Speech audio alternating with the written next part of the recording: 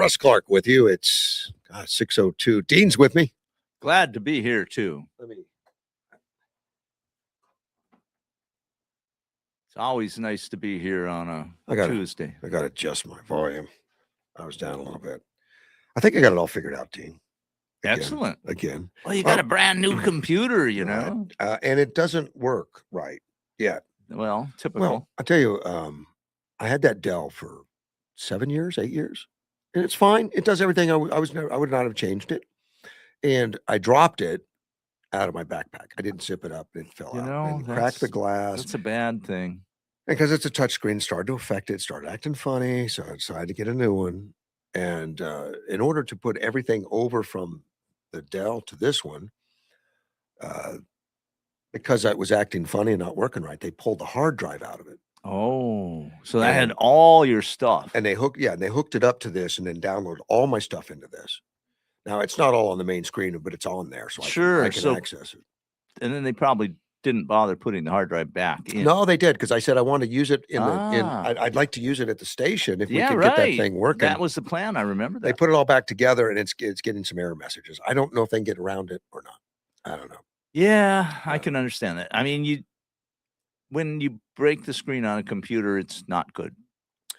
And it's a touch screen is the problem. Yeah.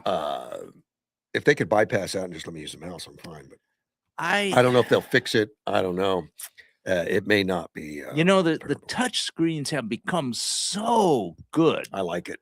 I mean, I wasn't a big fan of touch screens. Had a very, very early touch screen back in 1986 or 7, I think it was.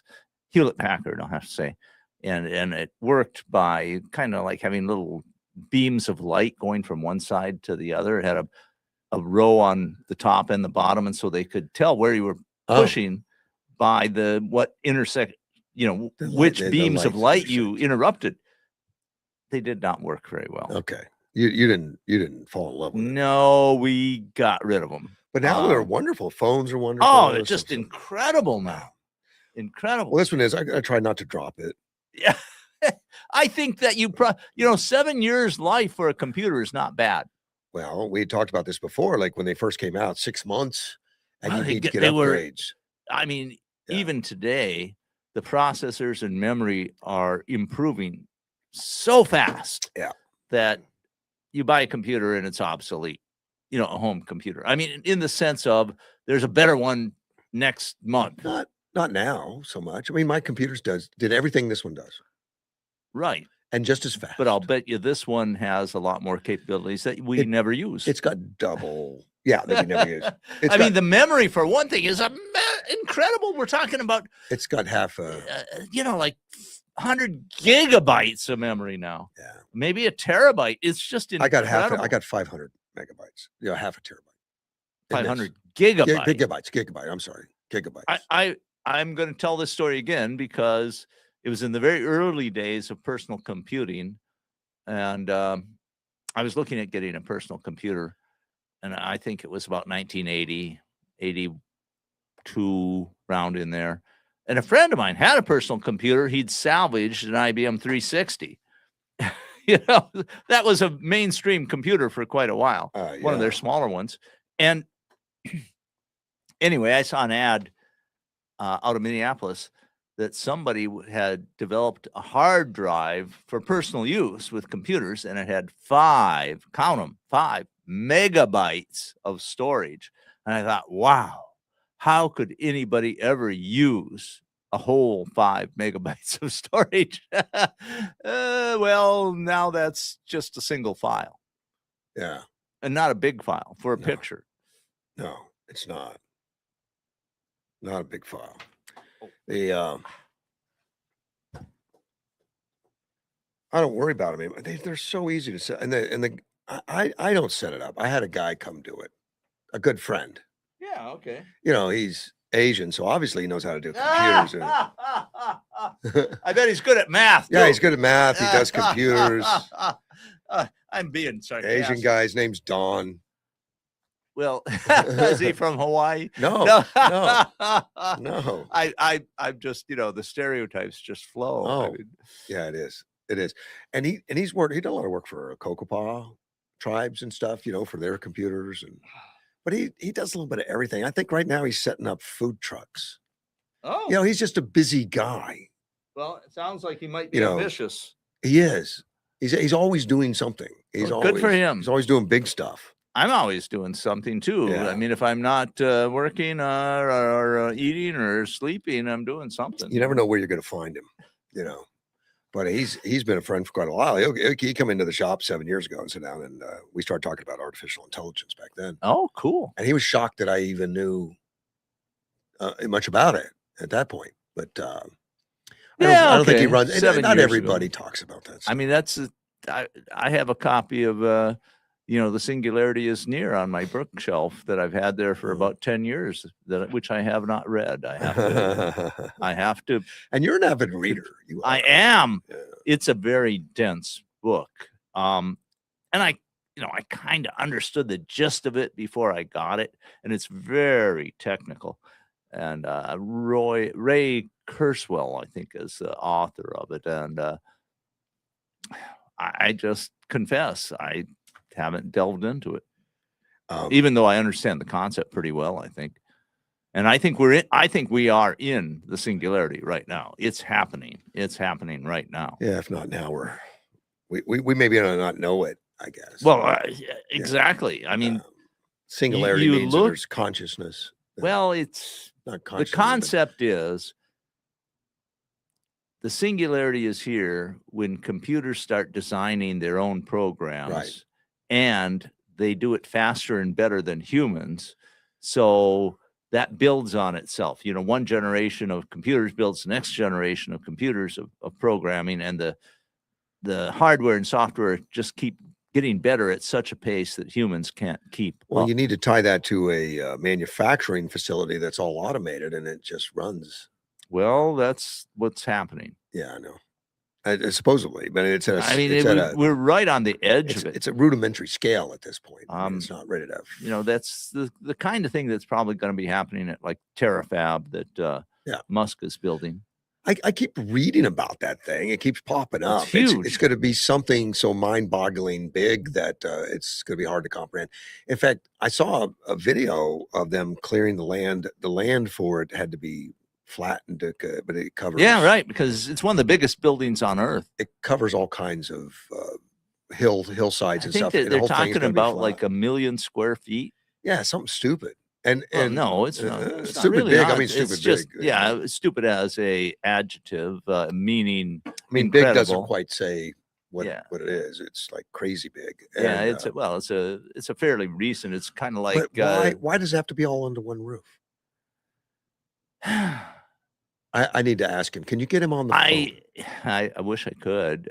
He is the genius of the age, as far as I'm concerned. Yeah. He has talked about. I don't recall him ever mentioning why it all has to be under one roof, but he's talked about the concepts of what's going on, and just recently he's been talking about how the computing power is growing exponentially.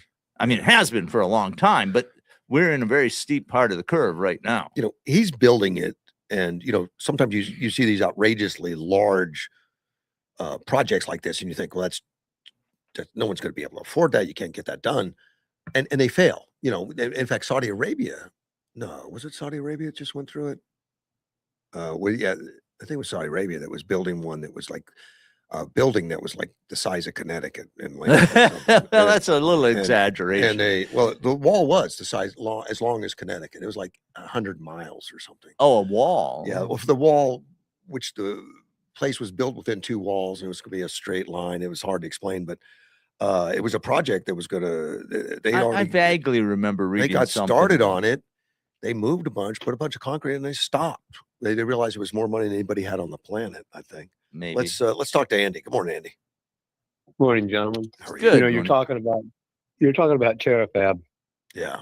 The company my son just went to work for in Austin was just purchased by Elon Musk, and so now he's looking forward to the next phase of his life. He's a production line manager, and they make the machines that build the computer chips, the high-speed machines, and that's what his job is to maintain them. Oh, wow. Well, now this company's just been bought by Elon Musk. And today, I'll know more tonight, but today they're having the Tesla executives come over and explain what's really going to happen with this new part of the company that he works for.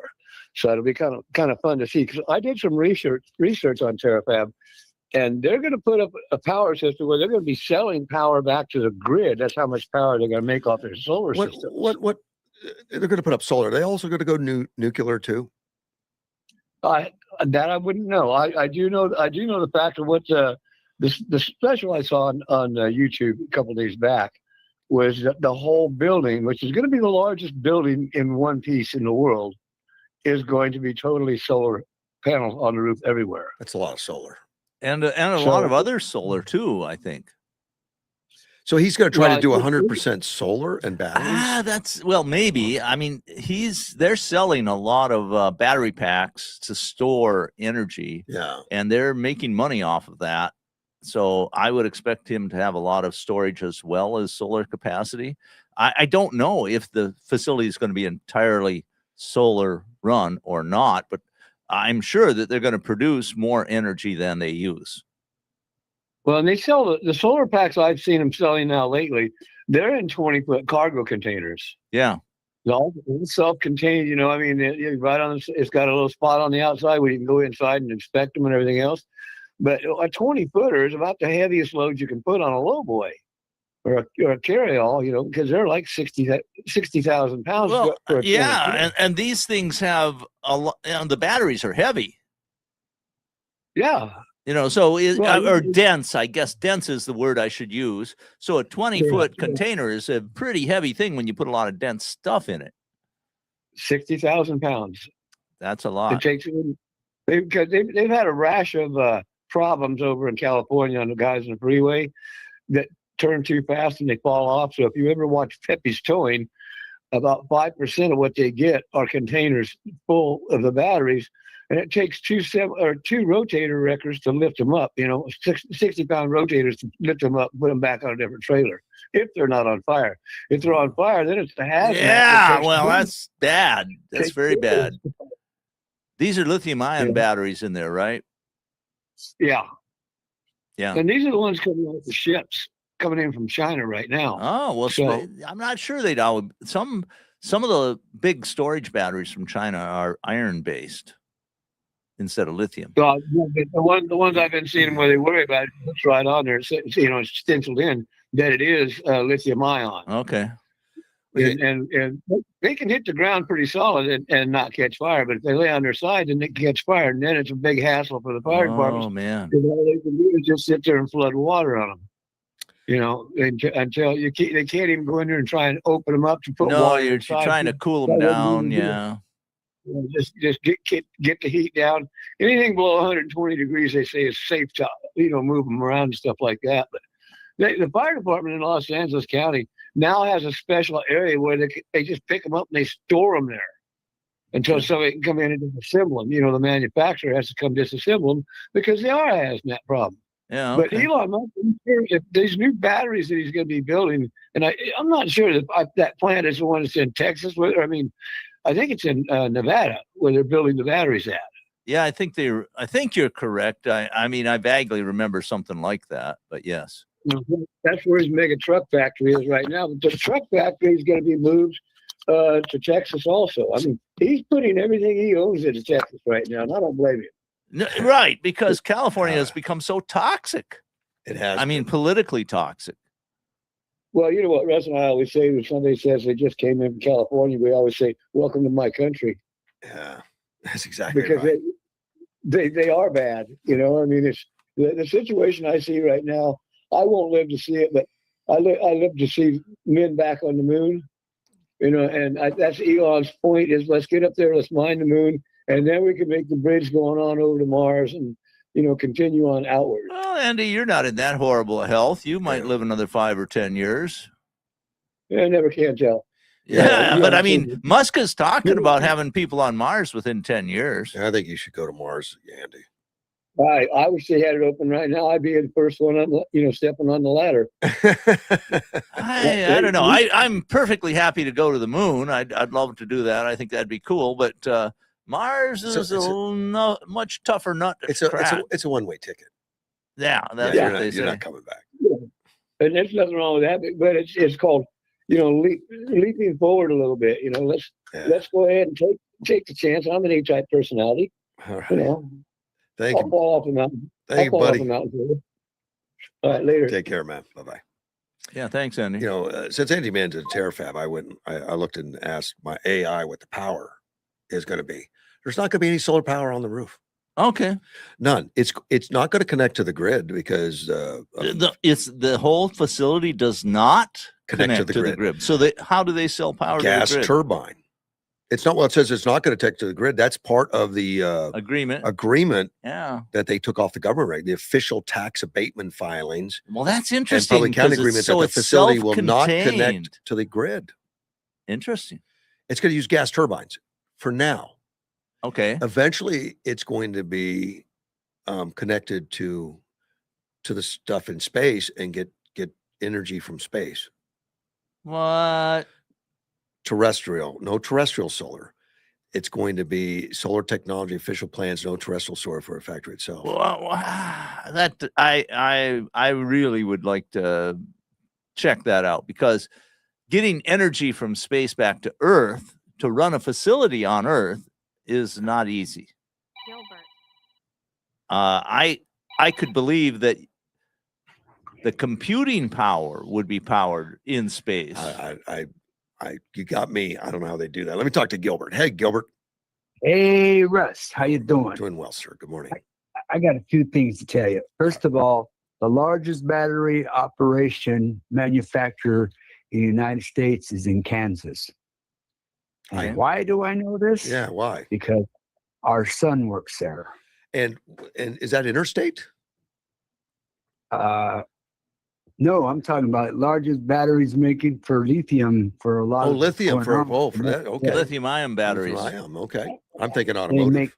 They make Tesla batteries. Oh, really? Interesting. Right. Yeah. Yes, our son works there. Cool. I forgot how many. No, acres. It's acres. I forgot. Everything I'll Musk does is tell you big, what. Yeah, I'll get the right mileage of acres. Yeah. Now, are they making? They recently put in production a new, larger lithium-ion cell, and that's what they're using in their newer vehicles, I understand. I mean, they look like they're like the older batteries, but they're bigger. Is much bigger, a lot heavier. They look a little smaller than a beer can. I can't tell you exactly what they're. I know they're for Tesla. I know they're for what's his name? Yeah, Elon Musk. And I'll Elon Musk, and I'll tell you the exact how many miles that building is. It's 4.7 million square feet. Wow. Yeah. Oh, Yeah. Man. Yeah. That's huge. Yeah. And our son is part of that now. It's a Panasonic electric battery. Yeah. Which supplies Tesla. Right. It's on a 300-acre site, 4.7 million square feet. That's it. Well, there's something like, I forget what is it, a couple hundred some 200,000 square feet per acre or something. I'm trying to remember. It's comparable to more than 225 American football fields. Yeah. Yep. Andy, that's one of the things I wanted to tell you about. And Russ, I've been watching Little League again. Good. How was it? This is the information. Canada beat Panama with extra innings. Panama's pitcher had pitched a 6-inning no-hitter. Oh, really? Little League? Wow. Literally, yes. But they had to go extra innings, so they put a person on second base, for the extra innings, and Canada beat out Panama barely. But it was one of the greatest games I've seen. Now, wow, that's impressive. Yes, I mean, sir. Panama is a small country and much smaller than Canada, so very impressive. But no, Canada beat Panama. Yes, but look at how close it was. So let me get there. Yes. But Alabama, oh my gosh, Alabama has their a female pitcher, 12-year-old Kenley Ramos, Rasmus. Uh-huh. She's a female pitcher. Her ability is curveball, fastball, changeup, and she had a hit in every game. Last night she would have beat the record, but she hit a line drive into left field and they caught her ball. But if she would have had a hit on that last inning, she would have been the new champion as far as hitting. So she tied the ball. record, it sounds like. Yeah. Well, no, she's one. Yeah, she tied it. She didn't get to beat it. Right. But That's still Alabama came. Yeah, it's impressive. But Alabama, I got to watch the whole game. Alabama was down 5 runs in the 4th inning, and they came back from a 5-run deficit and won 6-5. Wow. How was that? Now on some humorous stuff. Okay. Okay. You need to watch the interview with Jesse Waters Okay. and Thayer. That guy from Michigan, he's running the socialist communist. Oh, okay. Yeah. Yeah, you need to listen to that interview and how he tried to joust with Jesse Waters. It wasn't very pretty. Wasn't pretty at all. It doesn't surprise Did not answer any questions, but he tried. And I guess our buddy Piker, is that how you say his name? Yeah, Piker. Piker? Hassan Piker. Yeah. Yeah. Yeah, he's pissing off the Democrat Party right now. He's really spouting on his anti-Jew Oh yeah. rhetoric. Yeah. Yeah. And he's a Democrat through and through. He gives advice and helps a lot of those socialist Democrats. Yeah, and matter of fact, it's so bad Jeffries is speaking out against him. Yep. Really bad. Yeah, now. Jeffrey started that this weekend. He Separated himself from the Democrat socialists. Yeah, and he did an interview last night and said that this Pinker is dangerous. He's volatile. Yeah. And he's talking about our Jewish brothers and sisters. Now on my funny note, because I got to go outside and do some more work. All right. Before I get to the hot. A pastor in San Francisco, and he stated, this was on a game show as Carla was watching this today. A pastor in San Francisco. So a pastor is well regarded, right? Yeah, usually. Can be. But his side job is a transvestite dancer. Is that it? That's his side job?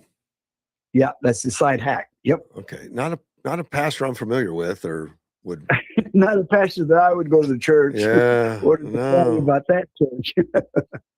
So there's a guy talking, speaking the word of God, and he's a transvestite dancer. That's my humor for this morning. Wow. I don't know if that's funny, but okay. I appreciate it. Thank you, sir. Take care. Bye. Yeah. I don't think it's funny. It's terrible. Doesn't sound very modest. No, it's terrible. It's terrible. Interesting about Musk biting off so much. Yeah, I was reading just some of the stuff about him on this artificial intelligence in space. Right. The number of satellites required would be massive amounts. Well, that's what he's projecting. I mean, when you say required for what? Well, to reach his goals. His yes, goals. For his goals, I agree.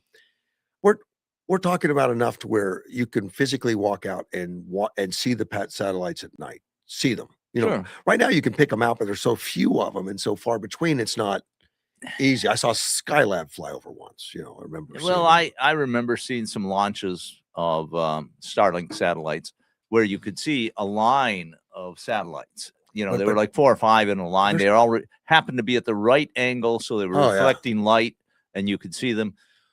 Yes, we're talking. He's put in an application, as I understand it, for 100,000. Right. But he wants more than that, even. And he's talking about blanketing the whole planet with it to where it would be very visible. But then he said that the chips don't do well with radiation, and we know there's a lot of radiation. So they have a radiation-resistant chip, and it'll last 5 years. So he has to replace each satellite every 5 years. Right. So there would be a constant Replenishment. replenishment.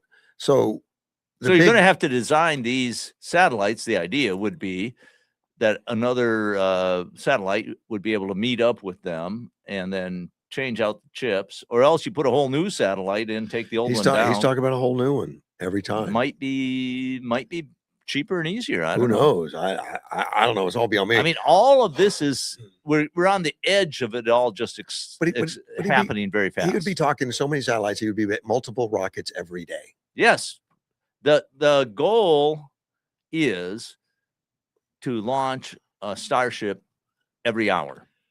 Yeah, that's kind of what he's talking about. And I've been watching some of the YouTube channels. They're technical channels where they talk about it and they say, well, can he do this? How does it look? What are the facilities that are needed? How often do they have to? And the consensus on the channels I'm watching is, yeah, it's doable. Well, if you'd gone back to the Wright brothers when they first flew and you say, well, we're going to get to where we launch jets every 5 minutes in the United States, they would have looked at you like you're crazy. Right. But this is accelerating faster than that.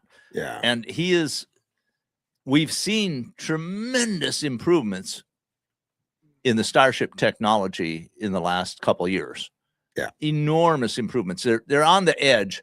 It may not be for another few months, may even be a year before they're catching both the booster and the Starship. It's a two-stage system. Yeah.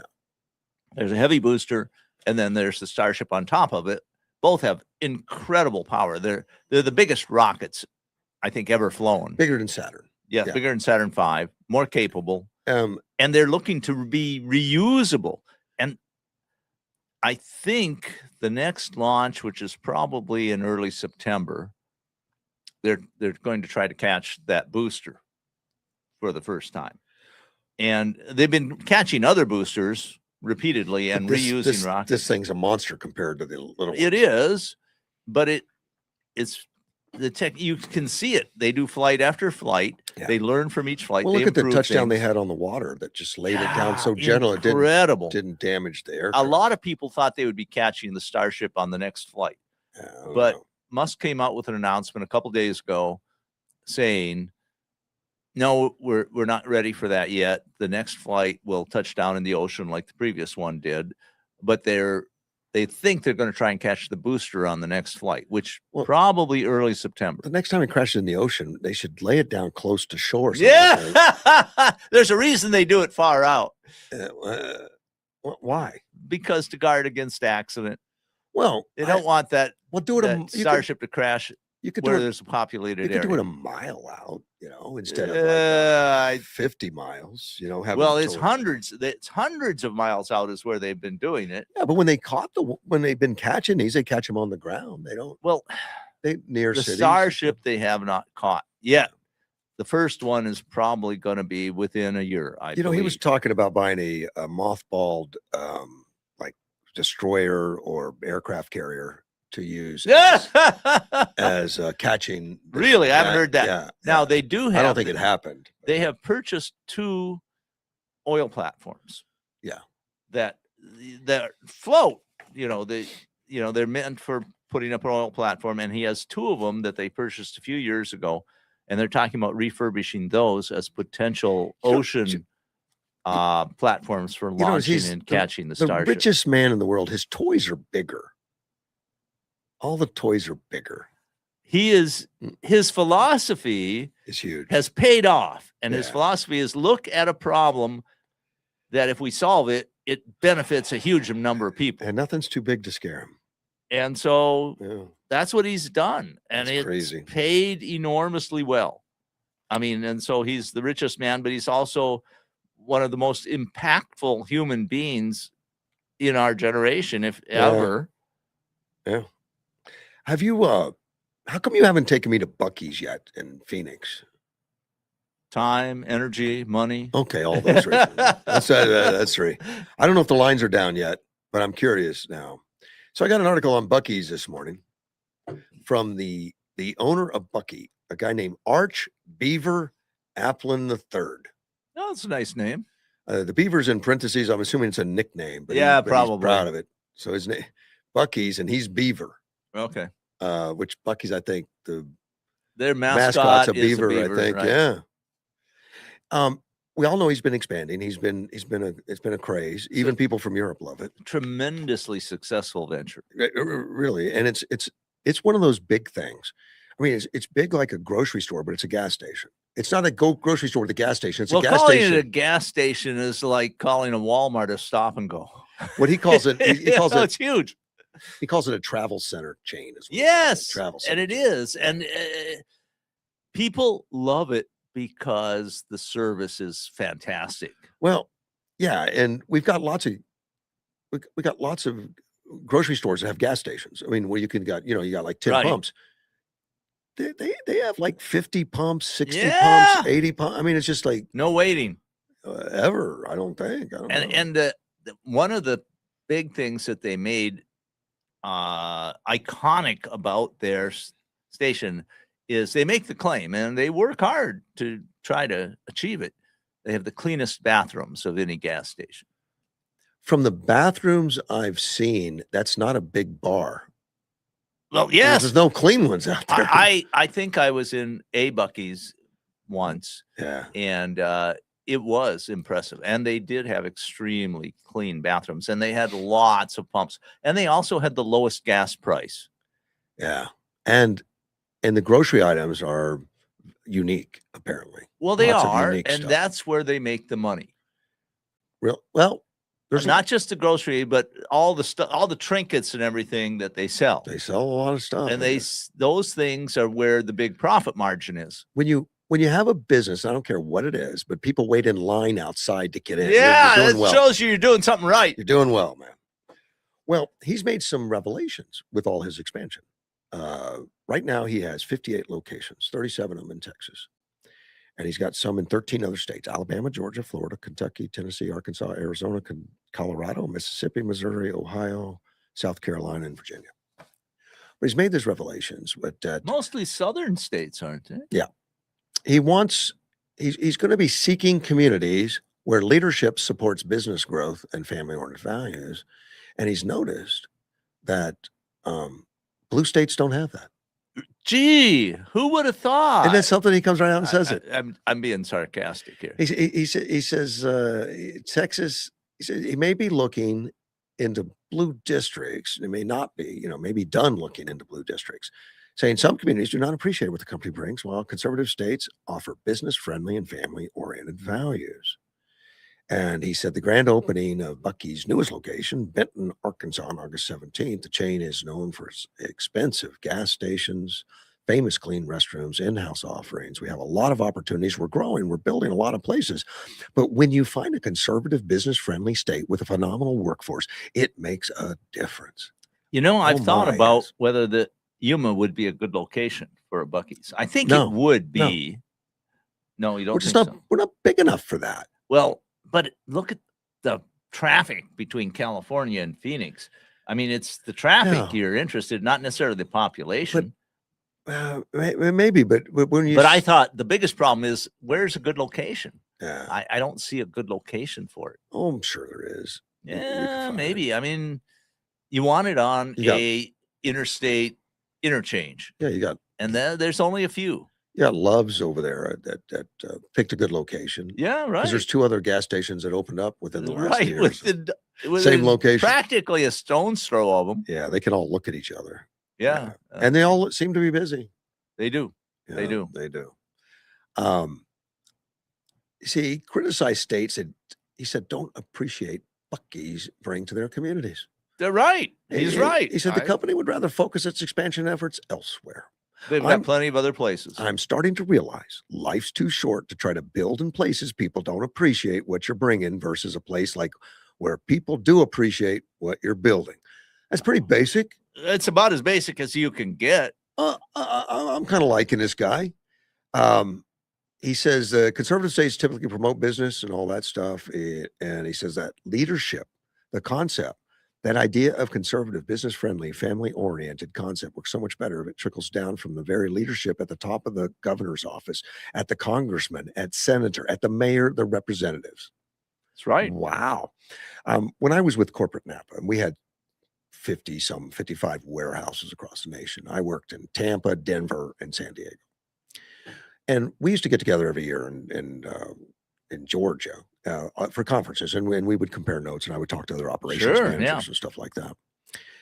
Everybody, wanted to go to like Wisconsin to work at Wisconsin or something because the work ethic was so wonderful. You could put a bad manager over there, and it's going to be okay. Interesting. And I grew up in Wisconsin, so obviously you're right. But we talked about that openly, about some of the hellholes to go into isn't necessarily. So where were the worst places? I'm curious. I think San Diego? Well, San Diego was not great. I went there to straighten it out. Yeah, exactly. That's what I remembered that. When I got transferred to San Diego, it was tons of theft and all kinds of stuff. And I don't think San Diego people were that terrible. Well, it was okay. It wasn't Wisconsin, but it was okay. We also talked about if you're going to take over an organization, it's better to take over one that's not doing well, because you've got one way to go up. That was my predictive index. Okay. I was a guy that they after going to the psychologist, predictive index, they were going to send into a hellhole that needed to be straightened out. They said I'd get bored if it was running well. And you had that reputation, and you fulfilled. You did well. I did, but I also realized something, that my career was going to be spent in going around fixing things, 20-hour days, and long complex issues to get through it. I'm capable, and we got it all done, and we found all the crap, and we got it straightened out. But I didn't want a career like that. So I jumped ship and bought my own business. Yeah, you see, I'm just so much lazier than you are. No. I mean, you are a go-getter. Me, I'm kind of like, what can I have to do to get something done? Yeah. Oh. But I enjoyed the opportunities that it gave me. You obviously, what do they call that? A Class A personality? Yeah, probably. You're just a go-getter, go. I don't think I am. But once you get that profile, yeah, they're looking for something to send you. Where's a challenge? And my son went through that. Now my son is an Air Force Academy grad. Right. Well, everywhere he was very successful. Everywhere he was stationed, the commanding officers look, we got an Academy grad here. We can give him 2 jobs. Yeah. Well, that is something. That's what happened to me. Is they loaded me like straightening out. Sure. I felt like Marco Rubio, in multiple jobs. In the federal bureaucracy, there's a saying, the better you do, the more they give you to do. Well, they did that with my son, and because he's a ring knocker, they call it. Yeah, right. That's what all the Academy graduates are called, at West Point, Annapolis, wherever. Well, and there was this high expectation. Yeah. And so they were giving him stuff to do that normally would be to somebody that would be years more experience, and it about broke him. He did it, but it pushed him. Right. And it can get old. Yeah. Well, I think he says he might be getting out in 2 years. Now we'll see, because things change. He changes, he's lieutenant colonel, and that's a great career, lieutenant colonel. Sure. If he gets out in 2 years, that's fine. But he originally, when he got lieutenant colonel, he was like, I'm going to stay longer and become colonel. Sure. But I think he might be, at least right now. I don't know what'll happen, because when he first got out of the Air Force Academy, he says, I'm going to do my 5 years. I'm getting out. Right. So things He's still change. there. Things happen. They might toss an assignment at him that he thinks he loves or will love or wants. Yeah. Could happen. You don't know. I don't know. And so I think you're very correct in saying this is uncertain. I talked to him Saturday night. I went out and had a beer with him at Chili's. We went over to Chili's because he had just gone to taking my grandkids to Chuck E. Cheese. right across the street there. Okay. So let's go to Chili's. We'll have a beer. And we talked. When he gets out, now he's saved all his money. He has cash. Well, he spent so much time overseas. Yeah, he didn't pay any taxes, and he's got all that cash. And he didn't have a family. He's not married. He didn't have anything to spend the money on. Yeah. Okay. I'm just. So he can go ahead. he can retire comfortably with paying everything. Sure. Right. So what he really wants to do, podcast. So he wants to follow in your footsteps. I didn't say that, but I'm like, oh, really? I mean, I'm confused. I did not think, and even for a minute, that he would think. That's an interesting ambition. It is. And he could do it. Yeah. Because he is comfortably set, shall we say? He is. He can spend his time. So learning the he craft. doesn't have to be a commercial success. Not from day one. No, he wants. He'd want to be. Anything you do, you want to be a success. Well, but success in podcasting doesn't necessarily have to do translate into money. He doesn't have to do it to pay the bills. Right, and that's a big difference. I mean, I'll say that's with my writing. I don't need it to pay bills.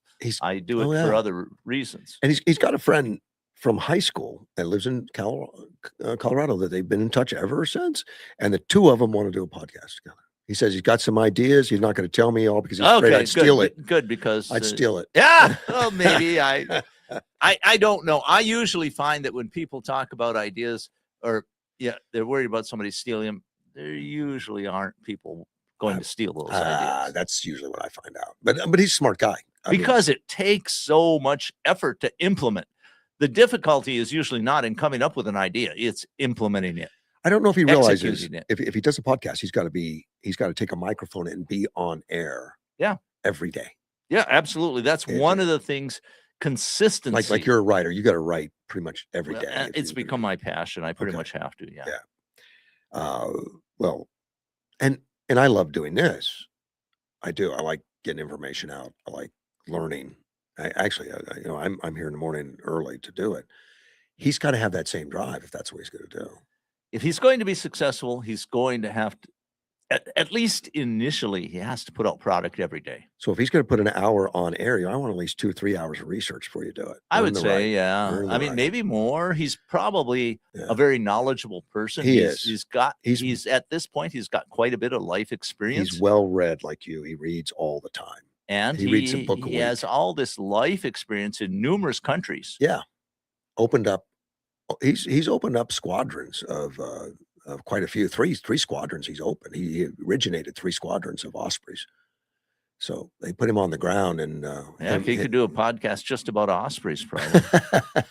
Probably. And it would probably gain a following. Probably. But he's I'm interested. I'm intrigued. I said, well, come on in and let me show you what I know about equipment and stuff like that to get you through. Was he interested in that? Yeah. Yeah. He'll be coming by. Right now, he lives in Tucson, so on the weekends he'll be over here. That's his latest assignment. Yeah, he just got Davis Mothis Air Base and bought a car, bought a house, and he's all settled. And he was over here this weekend, visiting my daughter, his sister. Yeah, stuff, catching up. Wonderful. It is good. I mean, he's from what you have told me of him, he is a super driven, hard charger. And so for him to take the time, it's sort of in between assignments, isn't it? Or is he started his new assignment in Tucson yet? He's already started it. Okay. So I think he is. I don't think he'd have been promoted and done the things. They don't pin the lieutenant colonel on because it's your time. No. They said, well, you've been here long enough, you might as well take it. Because there's a competition. There's a huge competition among officers, and I've known a fair number of lieutenant colonels. I've known a fair number of colonels. I've met and interacted with a fair number of generals. Mm-hmm. Most officers, if they're competent, most officers can make a lieutenant colonel in their career. Right. Some retire as majors. Usually that's somebody who's maybe started as an enlisted man. Okay. But there's a big cut between lieutenant colonel and colonel. Yeah. And there's an enormous cut between colonel and general. Well, there's a big cut between major and lieutenant colonel. Yeah, there's a fairly good sized one there. Yeah, you are correct. Not everybody makes. I mean, I've done some of the research and looked at it. And I've met some lieutenant colonels that I was not very impressed with. Yeah. And I met a couple colonels that I wasn't real impressed with. I've never met a general I wasn't impressed with. I think that's fair. You know, being close to military bases and doing the radio show, particularly in the first 20 years I was on the radio, I went to every single new commander. At a YPG and MCAS? Both. Yeah. I went to and both. so you met quite a few colonels. I got to know them very well. Those are generally colonels. I got to know them very well. And every one of them, every one has just been an excellent, excellent gentleman. They like them. tend to be accomplished, intelligent, decisive, good managers. They all had different what's required. They all had different ways to get the thing done. Of course, different personalities and everything. And but very driven styles. Yeah. I really enjoyed it all. And I haven't stayed close to them in years now because the radio station I was at didn't want me to. Didn't want people around. That just is crazy. But it's changing. It'll change. Yuma has a huge military presence. Yeah. And not to cover MCAS and YPG is not a smart move. When Philby was out at YPG, I love Philby. I'd go out there quite a bit, and he would actually give me briefings to experiment on me before he gave it to a foreign leader. Philby, like I said, he's one of my favorites. So yeah, he was just so wonderful, and all of them have been. As somebody who was in the workforce, I know it's a little different. Yeah, it's a little different. But I worked well with all of them. I forget who was before Philby. Red-headed guy, Wilson something. I think Walker. No, I think Walker was after. Was it? Pretty sure. I remember him. I don't think I met the colonel who was in charge before Philby. I think I got here while Philby was in charge. Yeah, but I've met all of them, got to spend time, and they'd invite me out. I got to ride on tanks. Oh yeah, I went to a lot of times when they had demonstrations, and they'd bring people from all over the world, Japanese and Germans and all kinds of people to look at the latest, greatest dropping of part of the commander's job is to ensure good public relations. Yeah, I mean they have a whole department, a small department out there had a drive. He had a drive for that. I would to get closer to our community too. Yes, not just absolutely. not just I mean, and it's genuine. Yeah, it was. You know, for one thing, when you're doing great work, you want to show it off. Yeah. Now, there's a lot of stuff out at YPG that is classified. You can't.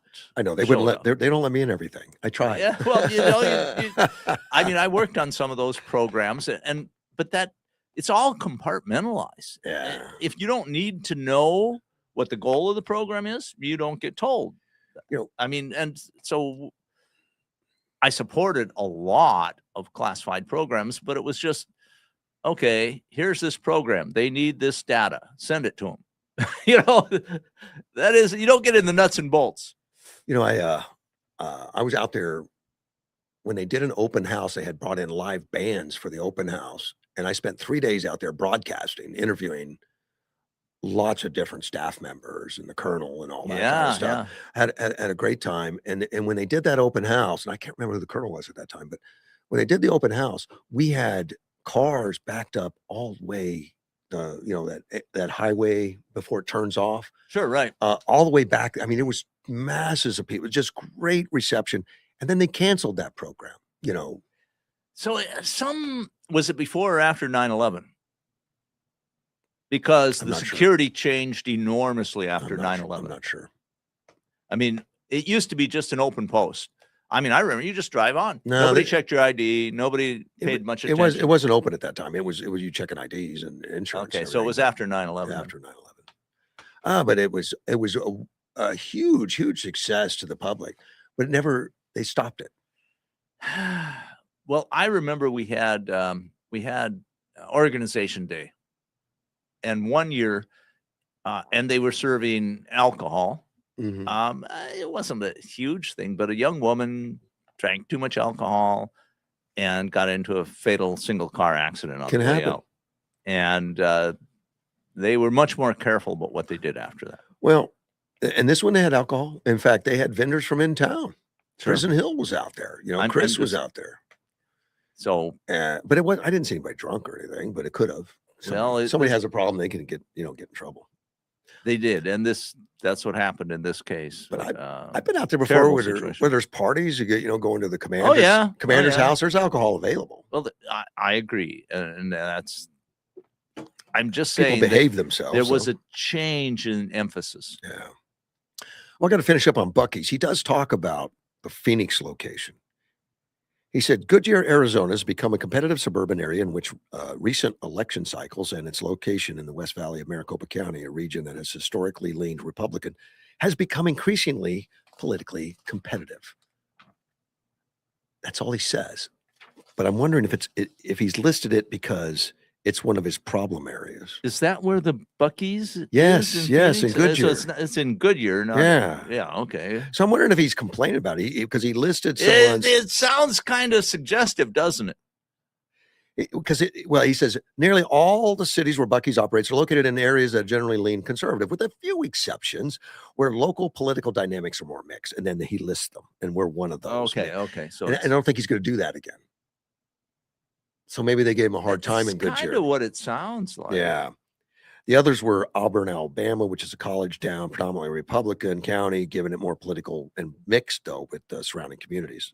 Brunswick, Georgia, Democrat-leaning municipal base, despite being located in Glenn County, which is generally Republican. And then Murfreesboro, Tennessee. Oh, no, that's coming. No, those are the only ones he listed as exceptions. I guess we're one of the exceptions. Well, He only listed 3 of them I that he's not think going to repeat. Goodyear is quite a bit west from Phoenix, isn't it? I mean, I guess it's a suburb. Well, but he sounds like he had some less than happy moments there. Well, I understand that, but I'm just thinking geographically. I haven't. I've looked on the map, and I'm trying to think.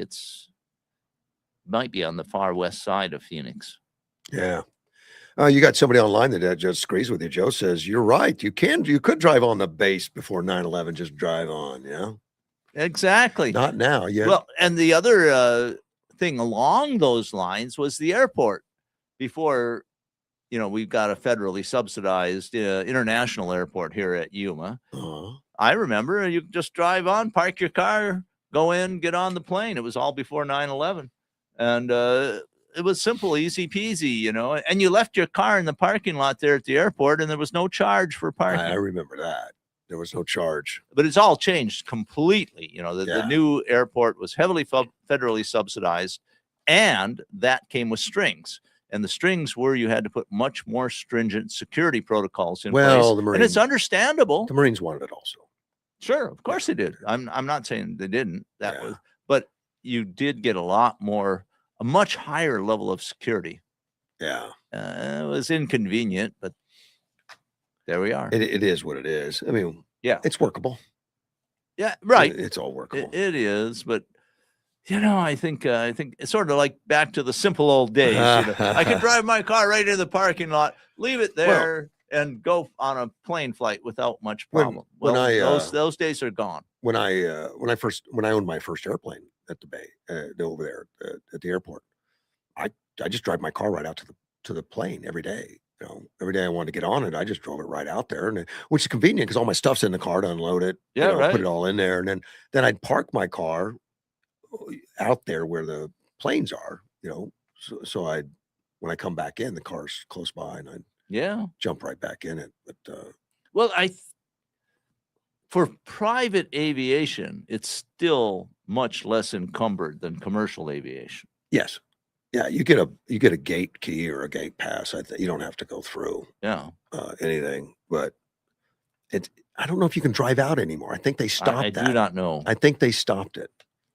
There are probably airports you can. Yeah. Well, Somerton, you drive. Yeah. Out there, Okay. That's not a problem. I know a lot of people at Somerton. That's what they do. They drive out there. I'm going to go through this a little bit. I don't know a lot about it yet. Supreme Court allows Trump to implement parts of the restricting mail voting. Right. Which that just came out yesterday. Right. And of course, we know he did an executive order that said that the post office needs a list of all the voters that are registered so that they make sure that they're going to deliver ballots only to those people. Well, to people that are citizens for Citizens. federal elections, I understand. Right. And So they so want he this needs a list to be validated that these are citizens right. that are registered voters, which makes sense to me. I mean, And that was a Trump backdoor way to get some security in voting. into the voting. Yeah, right. So 23 Democrat-led states, which I'm assuming one's Arizona. Wow, 23. Yeah, that would be Arizona because of our current governor and attorney general. And, yeah, it's just well, they requested emergency relief, so because of that, they don't want to do that. They wanted the Justice Department asked the Supreme Court to lift the lower court's injunction that stopped. Well, the lower courts said no, you can't do it. The lower courts did. A lower court, I think, or a lower court. I don't know if there were more than one. I don't think so. But then so Trump went to the Supreme Court and got a 6-3 ruling from the High Court. Right. And he got the emergency relief that involved all 23 states. Justice Department had asked the Supreme Court to lift the lower court's injunction to stop agencies from carrying out parts of Mr. Trump's directive. They don't say the president; they say Mr. Trump, which involves the department. That's discourteous. The Departments of Homeland Security. I mean, when I talk about President Biden or President Obama, I call them president because they were. It's the correct title. Here's what they said: the Supreme Court. The court's disposition of the application does not mean that any measure taken by the government to implement the order will necessarily be lawful. On that score, time will tell. But the order itself does not harm the states, so the district court lacked jurisdiction to bar the government from trying to implement. Yeah, this is standing. Yeah. What the court, it appears to me, I haven't read this decision, so I can't say for certain, that the court said to the states, you don't have standing yet. There's no controversy yet. Right. You haven't suffered any harm. Right. Exactly. And there has to be a controversy where people have suffer harm, or it's immediately necessary to stop something to prevent the suffering of harm. If you know it's something that's going to cause harm, I would think that. No, I don't know that at all. How does it cause harm to require that only citizens vote? I don't think it does myself. Yeah, okay. But that's their contention. Their contention is that, which is different. I think their contention may be, well, it's just too hard. I think their contention may be, we may not win elections. I think so. So it looks like for right now that the post office is under the guidance now to have a list of citizens and be able to match it against the mail. This is a voter registration list.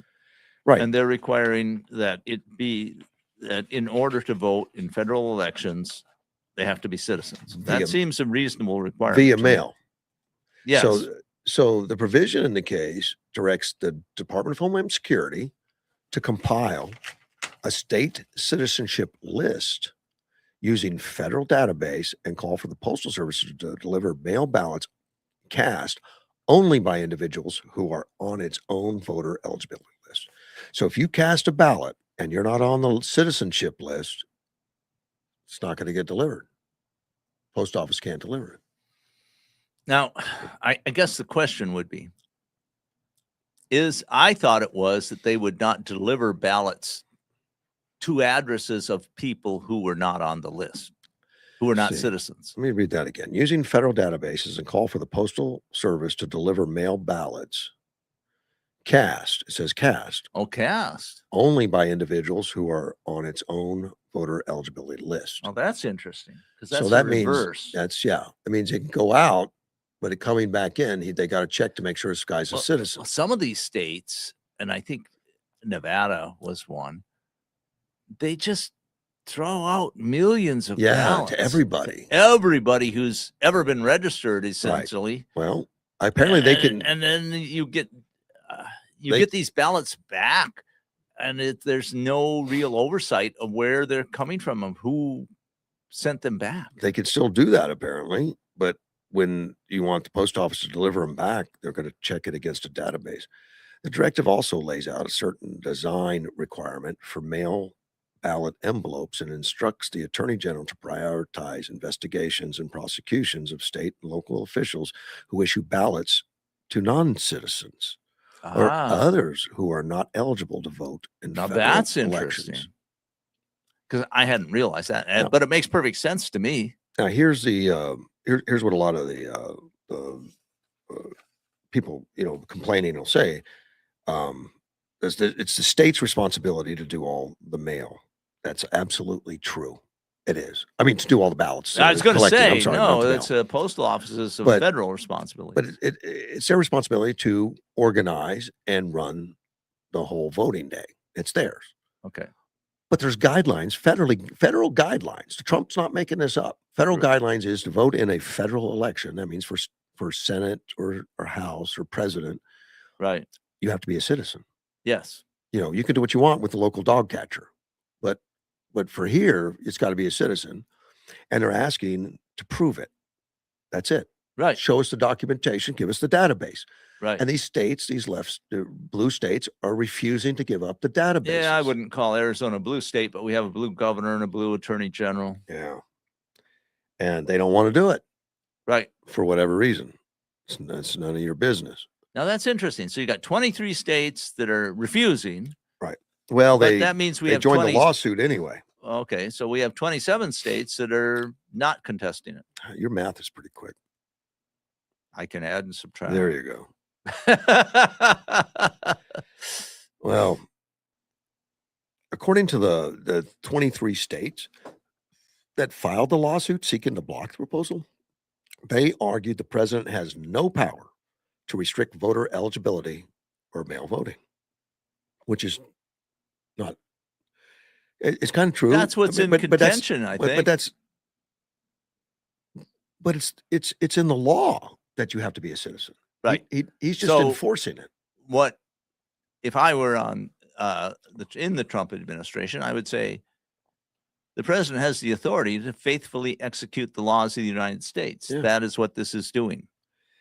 They say that the executive order attempts to interfere with an administration of elections in violation of the Constitution. A separate group of 12 Republican-led states intervened in the lawsuit, and with the Trump administration argued it should be dismissed.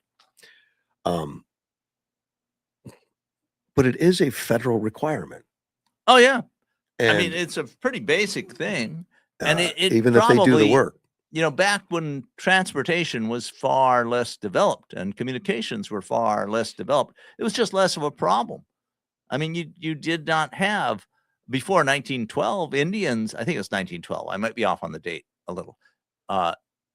Native Americans, Indians, Amerindians, however you want to call them, were generally not eligible to vote in elections because they were not citizens. Wow. And then they were made into From- citizens by an act of Congress about 1912 or so, and then they could vote. Before that, they couldn't. So they were in the- I mean, you just didn't have long lines of Indians Just- trying to vote. Does that mean we can vote at the tribe? No. Oh, they can be part of our group. We can't be part of theirs. Yeah. Okay. I thought that would be. I thought that It's was a the big answer. club, and you're not in it. I got it. And I don't want to be. I mean, I They do don't know. all right. I might want to. I You think wanna be that'd on be. it? I could be. I'd love to be a member of about 15 different tribes. That'd be great oh, you mean because of the because there's privileges that go with that. privileges? In Wisconsin, for example, the tribes have special privileges for hunting and fishing. Oh. Which is part of a treaty obligation. I'm not saying that it isn't, but Hmm. they don't have the restrictions on hunting and fishing that other people do. And so they can hunt at night. They can use various implements that other people aren't allowed to use because it makes it too easy to kill too many game animals, and then you don't have any left. So there are reasons. I wouldn't mind being part owner of a casino. I think that could be handy. Yeah. So, Could but be. it's not reality. Oh. Now, that's a good question. I mean, when I talk about reality, I recall my experience in being overseas. And if you're in a reliably corrupt country and you have money and power, it's a pretty handy thing. So it might be possible that somewhere in the U.S. there might be a tribe where if you have money, you could become a tribal member. I wonder if that could ever happen. Don't know. I don't know much about the tribes. I used to do a lot of business with them. I used to go out to the tribes and do a little No, business. I have never tried that, but maybe somewhere there'd be some tribe that if you made the proper donation to the right person, become you a could be member? considered as a tribal member, maybe. I don't know. I don't think they care about the money that much. Really? They're not going to. It's my considered opinion I that would- most people are I think concerned about money. they resent Elizabeth Warren for her. You mean Elizabeth Warren? Yes, by your standards or by my standards, Elizabeth Warren did not grease the proper palm. Maybe I don't. Maybe. I think they were insulted that she rode on their Well, she tried to do it stolen on the cheap, valor. in my opinion. Yeah. I got a message from Marvin and says earlier this year, those of us who rent hangars or T-shades at Yuma Airport are not allowed to drive through the gates. I thought that was the case. I thought they did that. You can't drive your car on the airbase. Oh, okay. Yeah. We Hangars, have to hangars. we have to carry everything we need at the airplane through the turnstile. Yeah. Through a turnstile. Wow, what a pain. Yeah, it is. I mean, you can't even have a cart. It is. You know, and a lot of times, you're getting ready to go on the plane. You're going to take some luggage and take some stuff. That's right.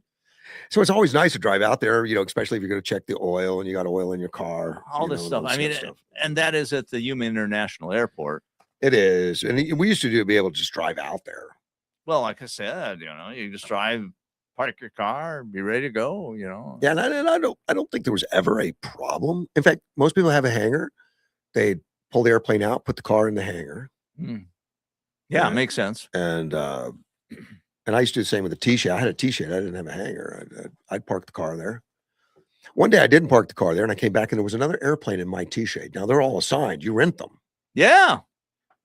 So what happened? That was probably an interesting story. Well, I just shut the airplane down right by it, a little confused, and got out and looking around. Someone ran over real quick, says, Oh, I didn't know you'd be back. I said, well, I am, and I need to get home. If you could move it, And I don't know what got into them, Well, they thought they'd put it in the shade or something. Who knows? But they were quick. They were, yeah, it was. So that rather than you probably didn't do anything about it. You just let them move the airplane. That was it. Of course. I mean, I'm not a guy that's going to go ballistic. Like, that's my space. How dare you? You held me up 5 minutes. Well, look at all the trouble and effort that would have had to go into that compared to just letting them move the aircraft. I don't do that stuff. Well, because you've made intelligent decisions, in my opinion. What I would have done had I not found anybody, if somebody ran up, I'd have just asked the crew to tow it out of there and put it somewhere else. Yeah, that's all. They would have done it. They'd have towed it out. Was this in the summer or winter? Don't remember, but it wasn't that hot. Okay, it wasn't that hot, and they may have been putting it over there to wax it or something. Who knows? Because you put it in the shade. I don't know. I don't get too excited about that stuff. I just look at it like, that's a smart. Here's a little issue we need to take care of. Someone's in my face. I was only gone for a couple hours, one of those hamburger runs. Okay. GLP-1, you don't take that, do you? No. That's your Ozempic type stuff. There's a couple different brands. That's just one that I remember. But there have been some people get some side effects from it. There have been. And it's in the news quite a bit, and I've read some stories on it already. And the reason it's in the news is because there's such a huge population that's doing it. Oh yeah, it's big. It is. There's a very large population that's because it's shown to be effective. Yes, and there's been a lot of movie stars doing it. And there's been some movie stars that have had some bad results because they overdo it. Well, that's right. And they start looking terrible. It's a very, you have to be careful about this. You don't want to lose weight too fast. No. And you don't want to lose too much. I mean, you can lose too much and weight. people say, hey, you look good, you lost weight. You think, wow, if I lose another 10, I'll look even better. But there are people who get careful. So, how to put it, obsessive about this. Yeah. That they lose critical muscle, muscle everything, and maybe organ mass. especially It's at not- our age, we don't want to lose muscle. It's hard to get back. It is. You can still do it. Yeah. I've gained some muscle mass in the past 6 months, but And it's work. But that's okay. it That's- does. You know. I'm better off doing that. But this reason I bring it up is this is a story about the National Restaurant Association's concerns. Concerns that people aren't drinking or eating enough. There's always a And that's downside. they're not drinking and eating enough. And the National Restaurant Association found that 25% of non-drinkers cite health reasons. And amongst Gen Zers, it's 34% don't drink because of health reasons. I think that's a very valid reason. I think Now, it is. they're talking about alcohol. I think. Alcohol. We haven't got into the GLP-1. There just adds to it, though. Yeah. But they start off with alcohol. That Because everybody drinks, you need water. I'm talking alcohol. Yeah, I understand. Okay. Alcohol. I just wanted to make that clarification. But the Gen Zers particularly have cut way down. The bars are feeling it. You know, they're not hitting the numbers. And the kids that are hanging around the bars are not. I mean, they're more sensible than we were. They are. Yeah, they're not. Well, we doing- know more. Yeah. I mean, I recall, There's been a lot. Wisconsin has That's a heavy it's a heavy beer. drinker state. Heavy drink state. Yeah. And it was just this tradition. I even think it was a majority of people after they'd get off work would go to the local bar. That was their social center. I didn't do that. My parents didn't do that, but we were a minority. Well, that on top of the rise of the GLP-1 weight loss drugs are just changing restaurants. They're increasingly, looking into wellness drinks and alternatives to traditional alcoholic beverages. Well, of course, there's that, and then there's the inflation and the cost. The cost of going to restaurants has increased. This doesn't have anything to do with cost. They didn't really mention that. In fact, because they don't mention it doesn't mean Well- that there's nothing to do with it. well, they're supplementing alcohol-free cocktails. So people are still buying cocktails. They're buying alcohol-free. There's smoothies, energy drinks. So they're becoming popular versus, rum and Coke. They're getting I something think that's healthy. I think that's a good thing. Yeah. Chad Moutre, he's a economist at Washington, D.C., said that the growing use of LP-1 medications is one of several health trends restaurant operators are watching. The restaurant operators across the country found that health is already influencing some Americans' decision about alcohol. They don't drink alcohol. And then several trends converging younger consumers become more health conscious. LP-1 medication more widely. He says, I think you're seeing a lot younger folks who are in general wanting to be healthier. You have the Make America Healthy Again movement, which is also driving some of this trend. You have people drinking energy drinks, health drinks, and all those things. And then you add the GLP-1 notion, and you're taking one of those drugs and your appetite is more suppressed, and you're not going to drink alcohol. So now they're buying less expensive food. They're sharing plates. Sure. Restaurants are not getting the same dollar per head count. Right. The- Well, I heard less expensive food, sharing plates. To me, that's cost consciousness. that is cost conscious. Well, a lot of it is they can't eat that much. They're on these sure. GLP-1s and have you seen the portions? I mean, the portions when we were kids versus now, the plates are bigger. There's been a trend toward larger Yes. portions, I Yeah. think. There's no doubt that GLP-1s are having an effect the way people consume. And it's all part of a basket thing that's contributing to people moderating more often. The restaurant business is dynamic. I mean, it's changing all the time. It is. And it's you can make really good money in restaurants, but a lot of them fail. I think this is it'll shake out. Yeah. But they've had to change, and they are changing. They're doing different things with drinks, different drinks, healthy drinks instead of alcohol drinks. And the millennials are liking that much more. 74% of millennials surveyed said they drink alcohol either at home or at restaurants. 60% of Gen Z and 68% of millennials said they drink alcohol at restaurants. Used to be 100%, I think. I didn't know close. anybody that didn't have a beer when I was growing up. All my friends, everybody would have a beer, and all that. Now, Like I said, it was the culture in Wisconsin was a lot of alcohol was consumed. but this is saying they're not abandoning alcohol. It's just they're very moderate drinkers, very small. Oh, I think that's a healthy, good thing. Yeah, yeah. And I remember, when I was in college, I would go out on Friday nights sometimes with the guys, and there was no limit. Yeah. There was none. Well, there's a culture, and I think it was common in the 60s and 70s and even 80s and 90s that, it was a bragging point that you could consume a lot of alcohol. I know. Yeah. I can hold my liquor, that kind of thing. I always thought, okay. I can tell you that I can't. Right. I know. It is that way, I am told, in China. And then and it supposedly came from the Russians when they were aiding China in like the 50s and 60s, that supposedly some high-level Russian told the Chinese, don't trust anybody who won't go out drinking with you. Right. That sounds like Russia. I don't know if it's true. Yeah, I mean, it was Russia, very high alcoholic problem at the time. Yeah. And I've talked to people, and I talked to a Chinese student who was over here.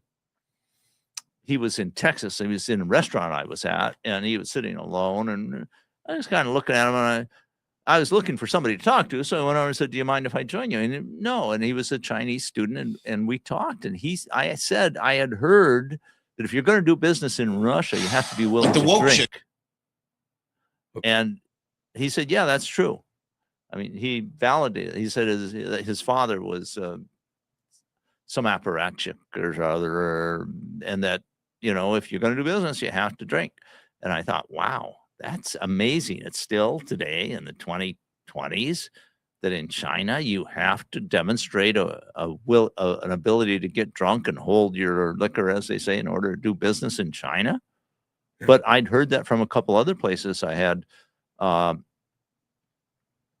There was a person in Australia who wrote a book, biography about, and part of it was doing business in China. He described how you had to go out and consume a lot of alcohol in order to be considered with the in-group to do business there. And there was another biography I'd read too that said the same thing. Oh, and there was, I ran into a guy in Dallas that I was in a bed and breakfast at, and we were both there, and we went out to dinner, and he talked about the same thing, that you had to show a willingness to drink a lot and be able to hold your liquor to get business done in China. I didn't know about China. I mean, I knew that Russia was like that. Yeah, well, I'd heard that about Russia, but it was China that really got my attention. I didn't know. It's Chinese. So if anybody, has contrary experience, feel free to call to let us know. I got a note here from my daughter, and my son-in-law is not doing well.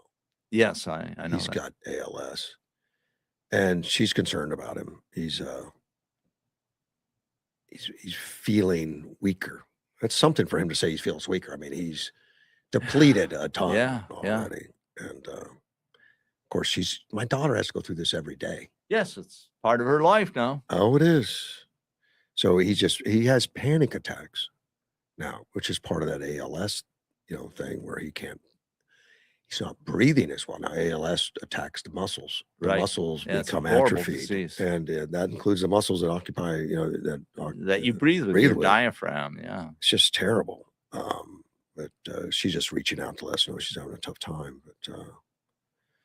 But prayers for her, for real. We need that. Yes. She's going through some real stuff. My stuff's easy. Her stuff's my life is amazingly wonderful right now. Yeah. But Brad, and Brad is such a wonderful guy. When that's your son-in-law. My son-in-law. Yeah. When they got married, I actually did the ceremony. She asked me. She said, "Dad, would you do the ceremony, marry us?" And I'm like, "Well, I think I have to be come on, Cer- priest or something. I certified? had to. I was able to get something on the internet that allowed me Oh, to sign for that, because you did have to be some kind of pastor. so I- you were you're an official. Yes, I can marry you, somebody, I guess. But I'm sure you can do all. I've done kinds of- one. I talked to Pastor. Everybody's got to start somewhere. I talked to Pastor Tyrone about it, and I said, "But don't worry, I'm not going to competition. I'm not going to do any sermons or anything."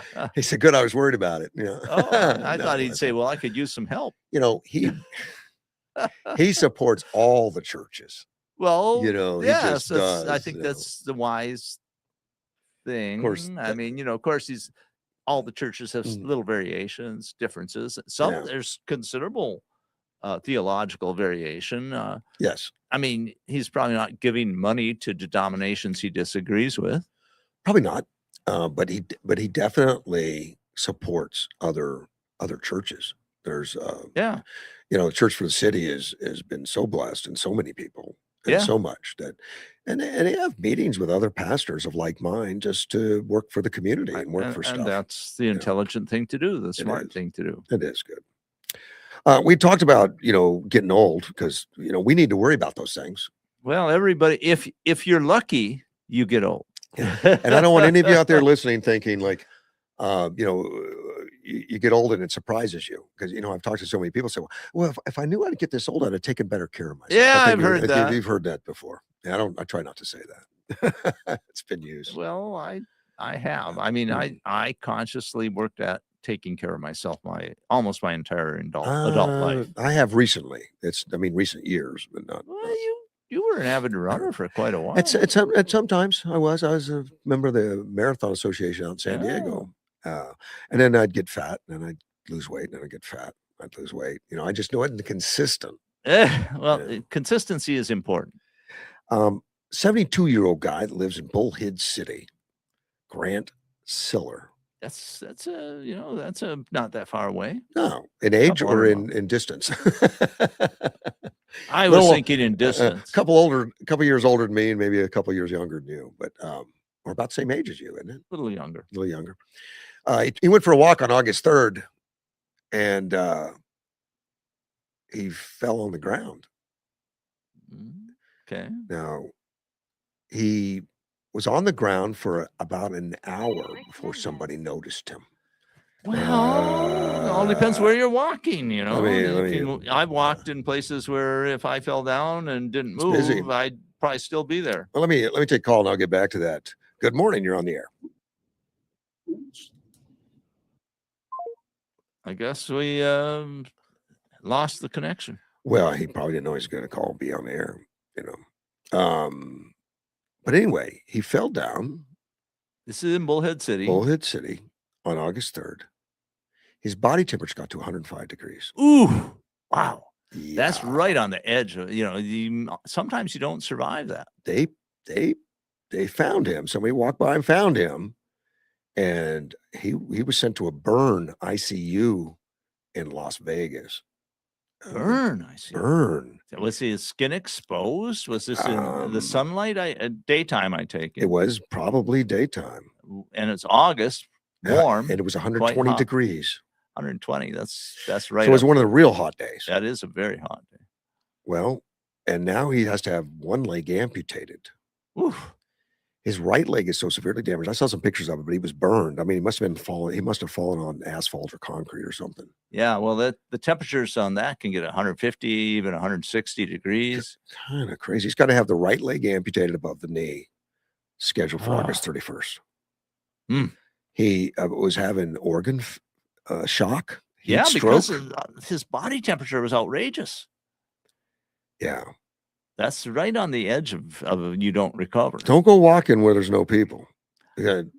Well, At I least. don't know as I would. Well, be educated about what you can and cannot do. Don't Let take people- unnecessary risks. people know where be you are. hydrated. Particularly if you're I don't know what kind of shape he's in. 72 could be, he could be There are a people marathon runner, or he could be somebody with some Somebody that injuries. has mobility issues. Very yeah. possible. We don't know. Don't know. I would ask, and I haven't heard anything of this, but the first thing when I hear something like that is often, was alcohol involved?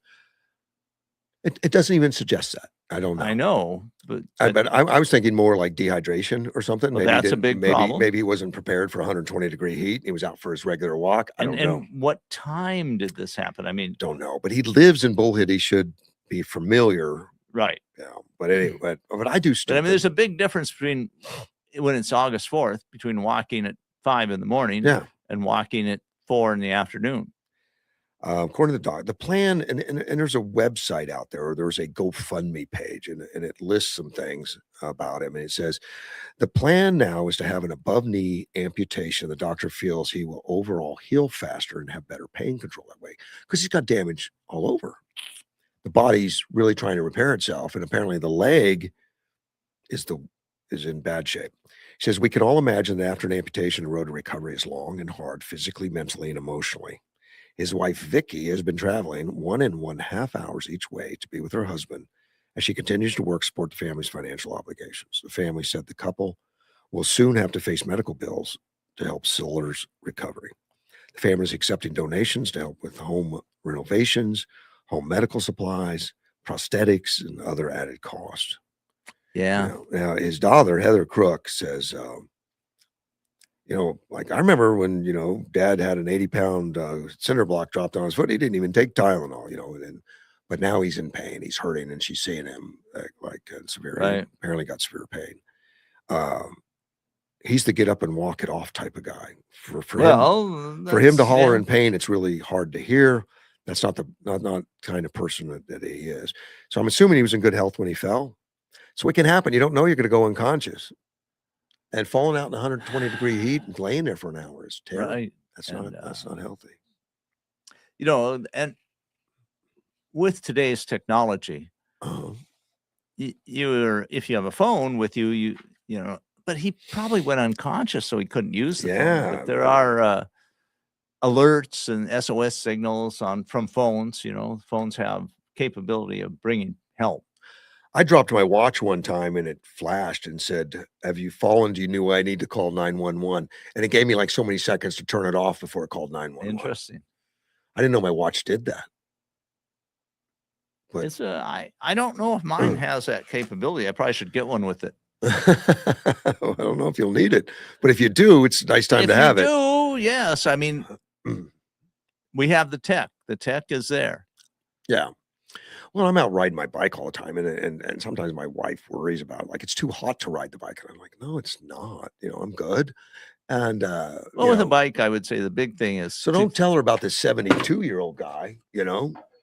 Just keep that quiet. Yeah, right. We'll pretend that you didn't put it out. She's probably listening. Yeah. Don't tell her about it. I'm much younger. Much younger. Yeah, I'm only no question. Yeah, I'm not 72. I told you when you first got in here, I'm disappointed between Canada and Trump that they couldn't come up with, a fair tariff. On my reading, it's all Carney, and I tend to agree with people who have said online, well, Carney's just doing what his Chinese masters tell him to do. Yeah. Which to me actually is a plausible thing. I think Carney ran in Canada as a prime minister to I hate Trump, so vote me in type stuff. Yeah. He was the non-Trump guy. The media in Canada is very much Liberal. owned by the government, controlled by the government, the vast majority of it. And they hate Trump. Yeah. And the Trump derangement syndrome on Canadian media is real. And people I know, or that I talk to from Canada, I should say, that otherwise seem perfectly sensible. But when they come to Trump, it's like, oh, it's horrible that you have such a terrible idiot for president. Yeah. Hey, let's talk to Mike. Good morning, Mike. Mad Mike to you, buddy. Hey, Mad Mike. What's up, man? Don't get us confused. We got a bunch of mics. Yes, we do. Funny story. Yeah, man. When my early days selling cars, I was showing a customer a minivan, I believe it was, and set my phone down on the rear bumper that stuck out a little bit. And after I opened and closed the rear hatch. Yeah. We didn't take it for a drive, but No, I guess we must have. And it made it through the bumpy dirt lot. It made it through the turn on the street. And then somewhere along South Frontage Road, it went boopity boom. Yeah, man, that's not good. And I had when I got back from the drive, I couldn't find my phone, of course. So I flicked on the Find Me, and turns out it was at the sheriff's station. They had dispatched, and you know, it made it all the way to the stoplight at Fortuna Road before it fell off. Wow. We must have pulled away from the stoplight kind of quickly, and it pulled it off. And the sheriff said, "Yeah, we dispatched. We sent an emergency." Everything, because your phone said you'd been in a crash. Oh, really? So your phone? Yeah. Oh, so they sent the phone. I hope they charged you for that. Was the phone usable? They didn't. Oh yeah, the phone was fine. I always have good. Was good it in phone a cases, case? Of course. Okay. Yes. You can't be in my kind of business with just a nice, pretty glass. So they phone. ran out there thinking there was an emergency going on, and picked up your Huh? phone and gave it back to you. Awesome. And did not charge me. And didn't charge you. Pretty impressive. So you have it in your Yeah, phone. I need to put it in lucky. my phone. So when I do that, because I tend to not find mine at times. You know. Yeah, Well, that wasn't just the Find Me, dude. That was the emergency alert. It had bounced, Yeah. and it slid across the intersection. They found it on the side of the road, and wow. that caused quite a stir. I know my But I got my watch phone does back. that. I don't know if my phone does. Huh. Yeah, it's a setting. Wow. Both Apple and Android phones have emergency settings you can do. Yeah, there's emergency silence. No, I don't see it here. Oh, crisis alerts. Maybe that's it. I think there are even these wearables, that are connected to your phone, like an Apple Watch or whatever, that if they detect fibrillation in your heart or whatever, that they will give alerts. Yeah. There's all kinds of fancy new technology on Wow. phones and watches and whatnot. I want that turned on mine in case I drop mine. The police will come get it to me. You can't figure it out. Give me a call and I'll walk you through it. You have Android or Apple?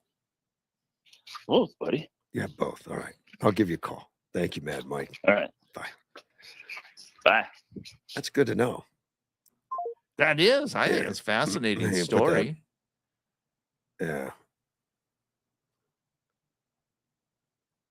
I drove over my phone one time.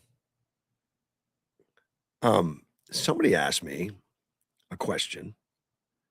Can I move another candidate's political sign? Now, someone vandalized a sign and is going to replace it with. I've had this happen before. When I was running for office, I put up a sign out in Welton, a big one, and I put up some nice post, and I put a sign up there, and I drive around every week to check, make sure they're okay. My sign was gone, and somebody had put their sign on your post. On my post. Wow. So the question is, can I rectify that on my own? I did not touch it. Oh. What I did was I called the person that was running for sheriff against Wilmot. Okay. And I told them in the situation. They said, "Oh man, we're sorry. We'll get somebody out there." They never did. Oh. I let it go. It's touchy to touch a sign. Yeah, I thought so. I thought it would be. You might be justified if it's on your post. Personally, it would be self-justified. I don't know if you'd be legal justified. I suspect it would be, but do you want to go through all the hassle? Can you prove it's your post? Are your names on it or something? Well, you put them out there. You might take a picture of it. Probably. For me, when I put up another sign with the different poles, Yeah. Okay. I you mean, know, I understand. Just because. I don't want to touch another sign, get seen touch another sign. I don't want to be on the front page that Russ Clark took the sign Yeah, down. right. You know, somebody could video you taking it down, and it would look like you were vandalizing another sign. right? Could so Yeah, it could be I- bad, and bad image. I've seen that with people before, where they would running for mayor, and they were trashing the opposition, and then they lose. The people don't like that. Now, this would have I been think generally you are correct. this, of course, would not be that case. This would be something totally different, but you'd have to explain it. Exactly. And who would that believe takes it? up time and energy. I definitely would call, and that's what I did. I'd call the other person, and there has to be a phone number on the sign for it to be a legal Well, sign. I would have personally, at least the thought would have occurred to me. I don't know if I'd have done it, of calling up, the sheriff's department and saying, No. "Hey, this happened. Could you guys document it?" Yeah. I wouldn't bother. The Yeah. sheriff's not going to get involved in that. Really? I don't think so. I mean, election problems are a big thing. but you can't prove you saw the guy take it down. You don't know. I mean, somebody else could have taken it down, and they thought it was an abandoned pole. Sure, right. But you can't blame you can't accuse Well, I'm not saying them. you could blame the candidate, Yeah. but I think you could maybe what? document that it happened. That'd be fine. You could. And like you're saying, and maybe it's just not worth it. well, it's $20. Oh, but look at your time and effort and Well, all okay, that. you could put time And and I effort. would say that your time and effort to try to get some kind of enforcement thing be far more than it Now, was worth. If you had a picture of somebody destroying your sign, Well, yeah, or video, better they're yet. very interested. The sheriff's department, Right. And the some sheriff's people, office. I'm a sorry. lot of people are placing signs where cameras can watch them, Yes, or are watching them is Yes. probably a better way to put it. and that's a good thing to do, I think so. because you never want to mess with someone's signs. It's against the law, Right. and getting caught is not a fun thing. You got to get your picture on. Oh, in the there have paper. been cases where arguably Yeah. candidates have been put out of the race because it's Yeah. showing that they vandalized other people's And that's signs. not anybody you want in office. It's not. So I would be very careful. Even if you're 100% in the right, I wouldn't touch it. It's not worth it. Yeah. Yeah. Yeah. I see your point. Makes good sense to me. You've obviously Yeah. thought this through. I did. Because I was looking at what's the downside. And the downside is like more than I want. Yeah. It's more- Huge downside, not a huge upside. No, so I called them though, and I thought it would be taken care of, and it wasn't. Yeah. They go, yeah, we'll get somebody right on that, and they And- they were blowing me off, or they just forgot. I don't know. Well, you could both are possible. Yeah, either one. I always think the worst. It's a tendency of people to think the yeah. worst. Because if it happened, if somebody called me and said, look, I have my sign there, and all of a sudden yours popped up, I'd have been like confused. I do most of mine myself. I did them almost all myself. But I would have, I care about my image. I would have done something. If that's I the think case. it's a human tendency to think the worst, and I personally try to fight that. Yeah. If I start thinking badly of somebody, I try to put myself in their shoes Yeah. and to say, well, if I was in that situation, would there have been a reason why I might have acted that way? And usually I can find one. Well, that reminds me, there's a guy that does lessons on meditation, Vision LeConte. I've listened to him. He's a self-made guy. He's done very well. He's tremendous. He does Minecraft, I think is the name of his business, not the internet game. Yeah, I was going to No, say, I'm not that. thinking that, well, that's a very No, successful. no, not Microsoft.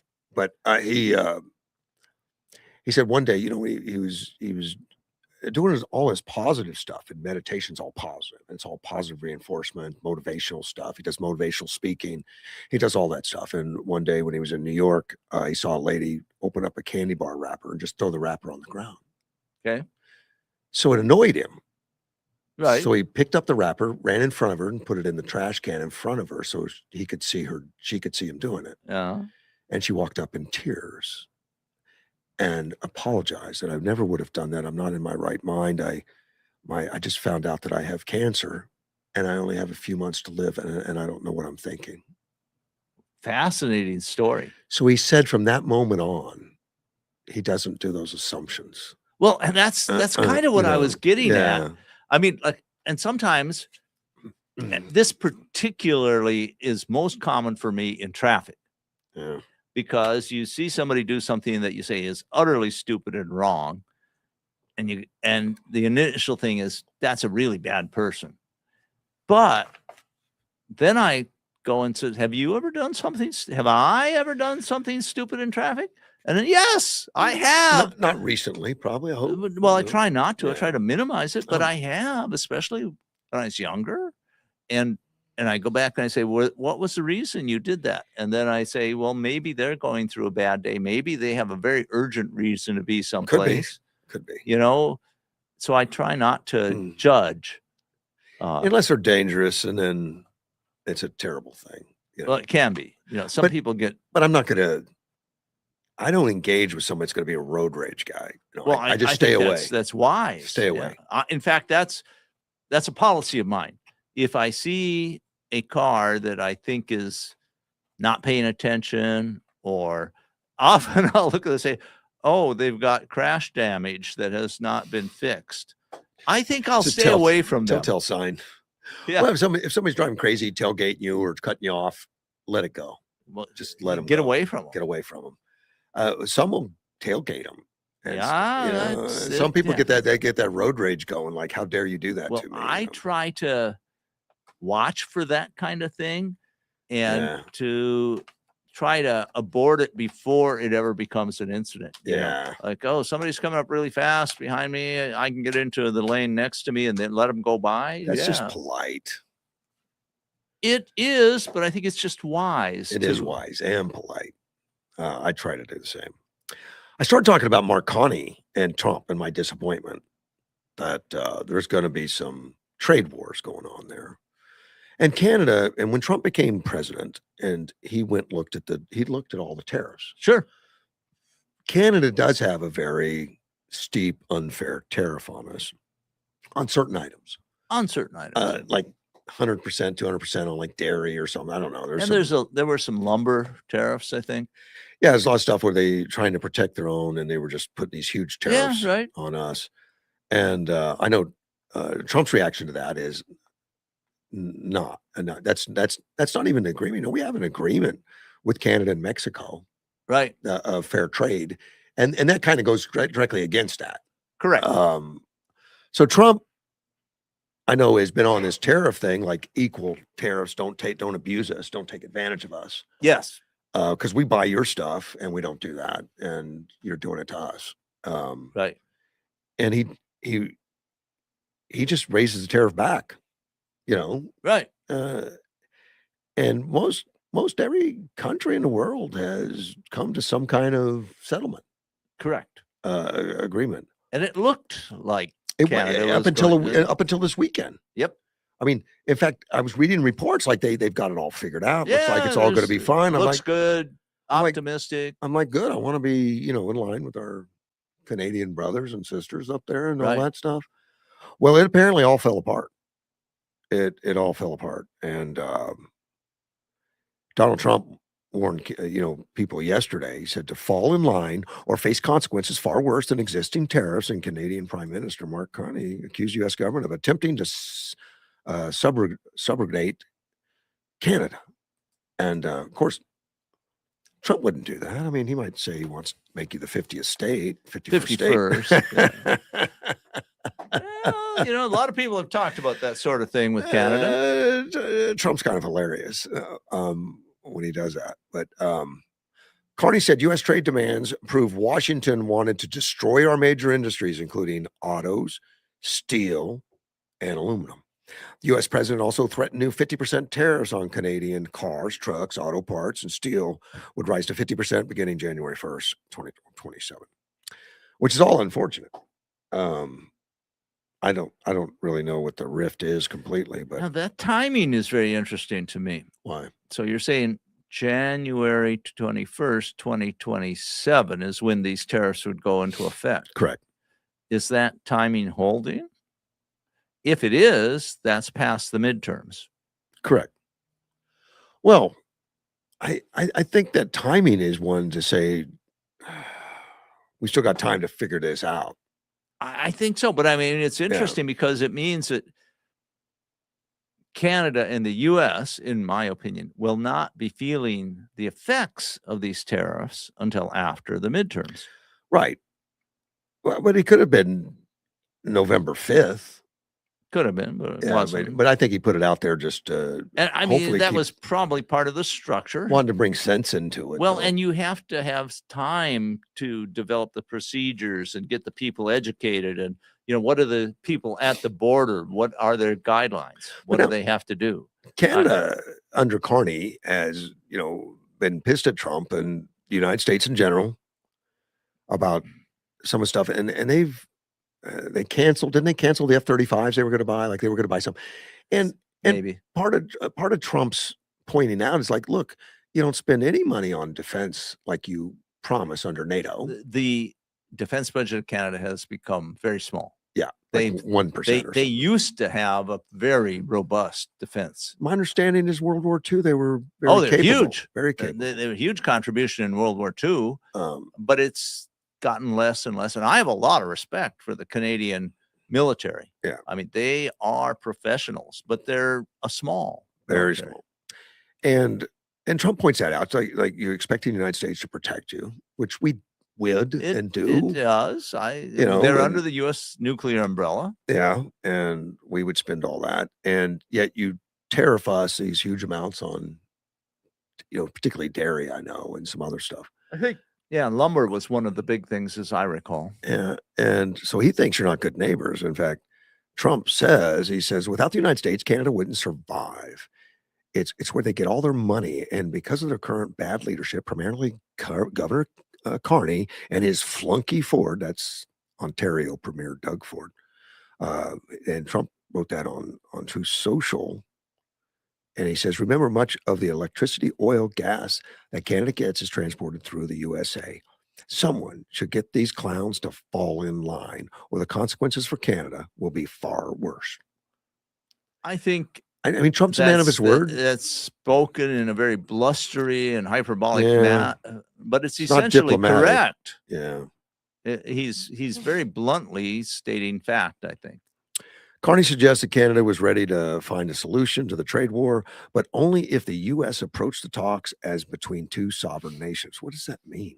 How Right. do you not approach the talks? They are two sovereign nations. Right. Is there some confusion on that? Or does Well, he think that I guess you could say if you want to make Canada into the 51st state, does he say you could say that was not. Trump's treating them like they're subordinate or something? And I don't Well, know. Yes, I mean- I think that's what it's saying. Isn't their economy about the size of California, right? Yeah, I think that's probably about right. I mean, but that doesn't mean they're not a sovereign country. Well, and that's a large economy. Yeah.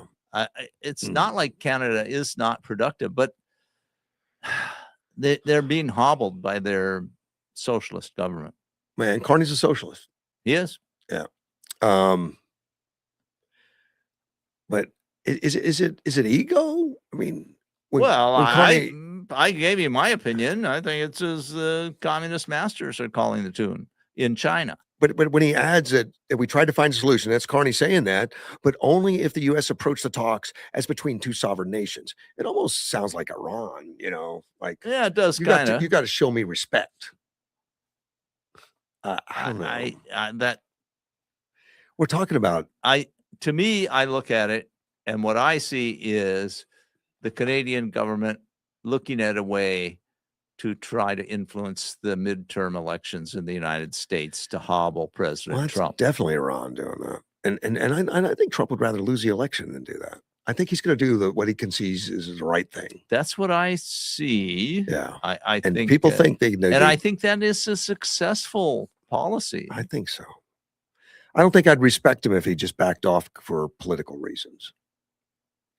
Let's do the right thing for the country, whatever Well, that is. And if he thinks this is the right thing, then stick to it. It's not always so simple. It's highly No. complex. I Yeah. agree, and I think he is doing the right thing.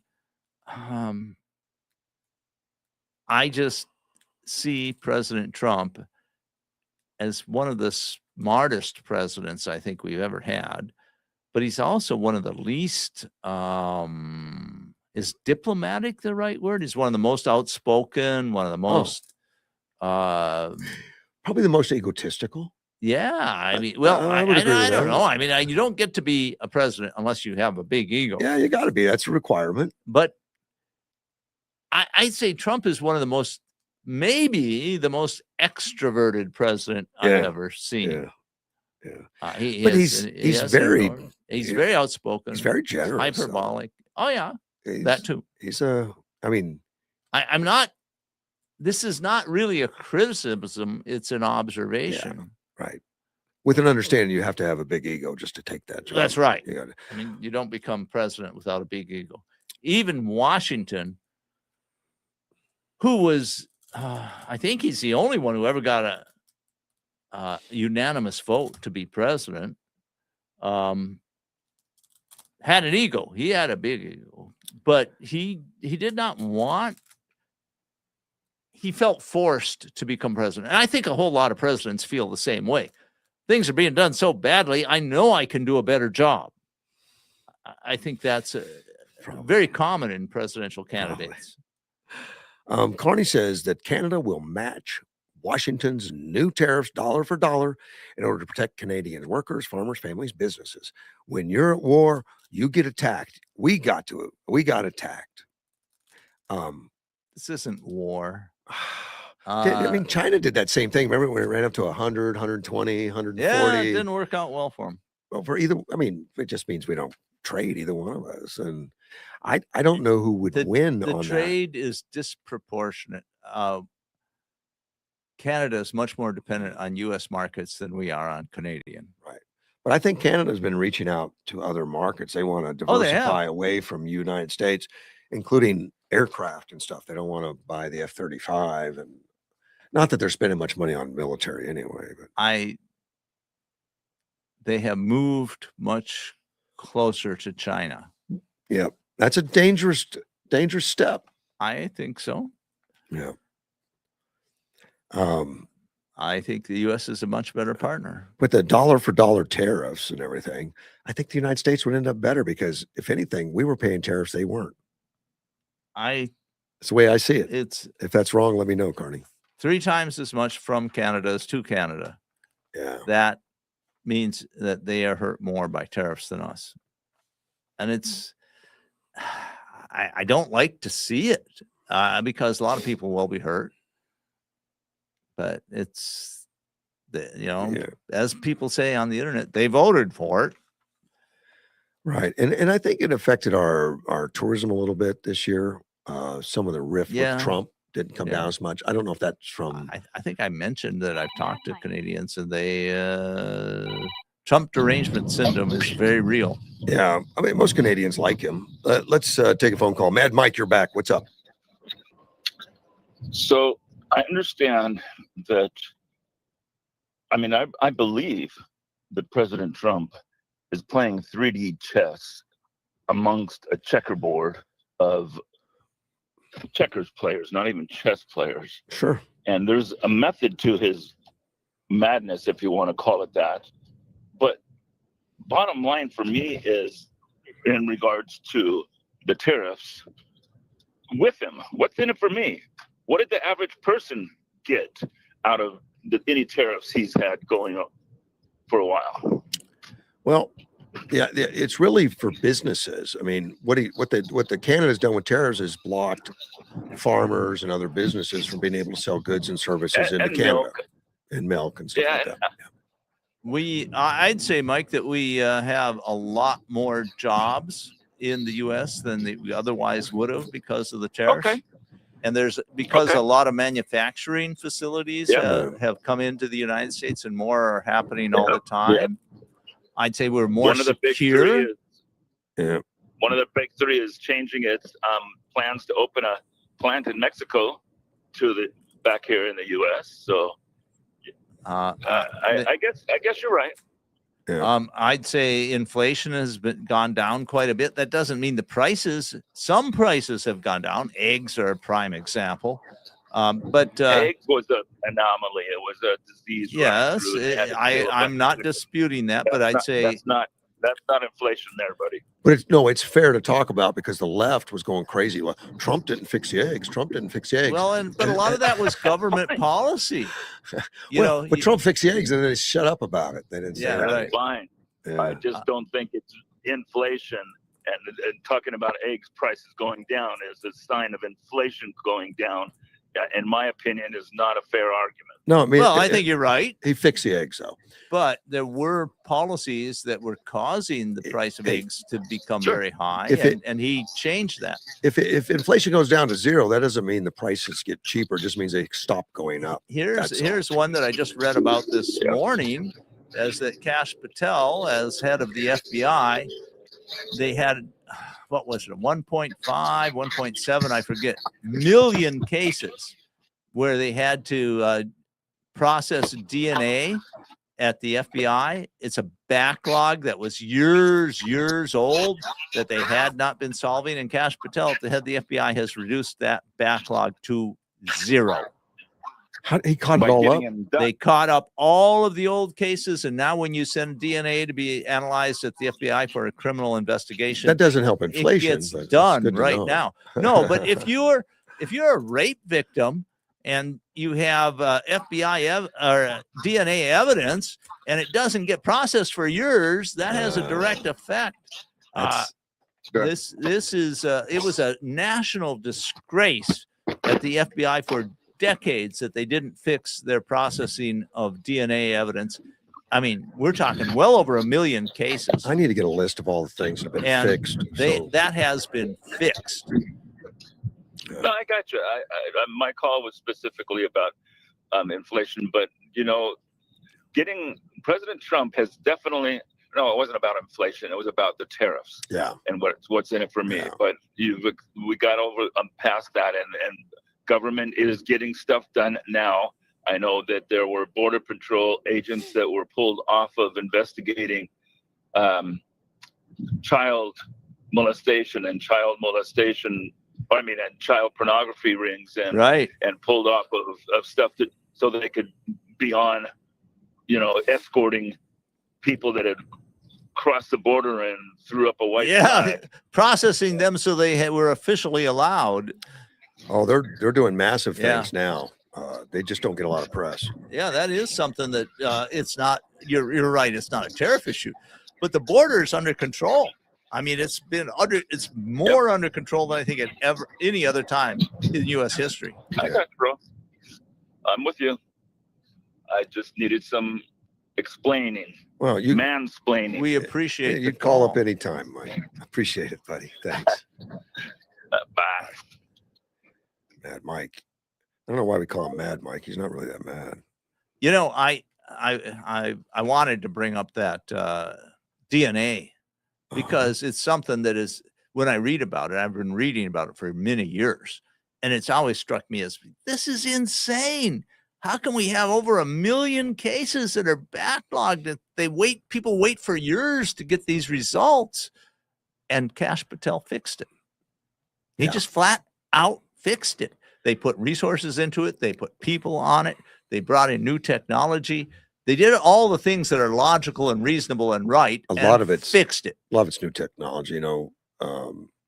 That group that Musk put together, what was that called? Gosh, I can't remember. But a lot of that was to check processes too. When they found computers that didn't interact, things that were on hard copy, all kinds of stuff. And this was just pure, what can I call it? It was horrible management at the FBI. Yeah. And just red tape and stupid stuff. And it was terrible. It was a national disgrace. Let's see. Listener says, can your co-host prove China controls Carney? Of course not. Okay. If I could prove it, I would. I think you were relaying that a lot of people are saying that. A lot of people are saying it. And you look at the results. Who benefits? Cui bono? And you say, well, China benefits. and the relationship between China and Canada has become much closer under the current administration. It was pretty close before, but I think Carney has moved it even closer. Yeah, there's a few articles I'm just looking at real quick. Vance says Canada friendlier to China on trade than the U.S. China media hails Canada's Chinese-style tariff retaliation.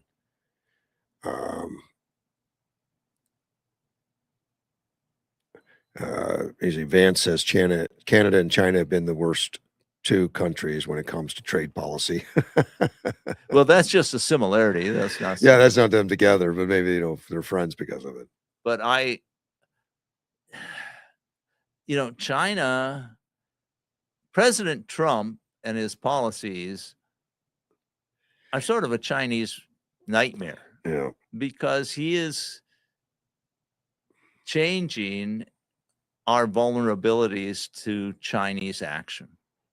And they have had a plan for decades about how to overcome the United States, and they plan for China to become the world's only superpower. And it depends on our inaction.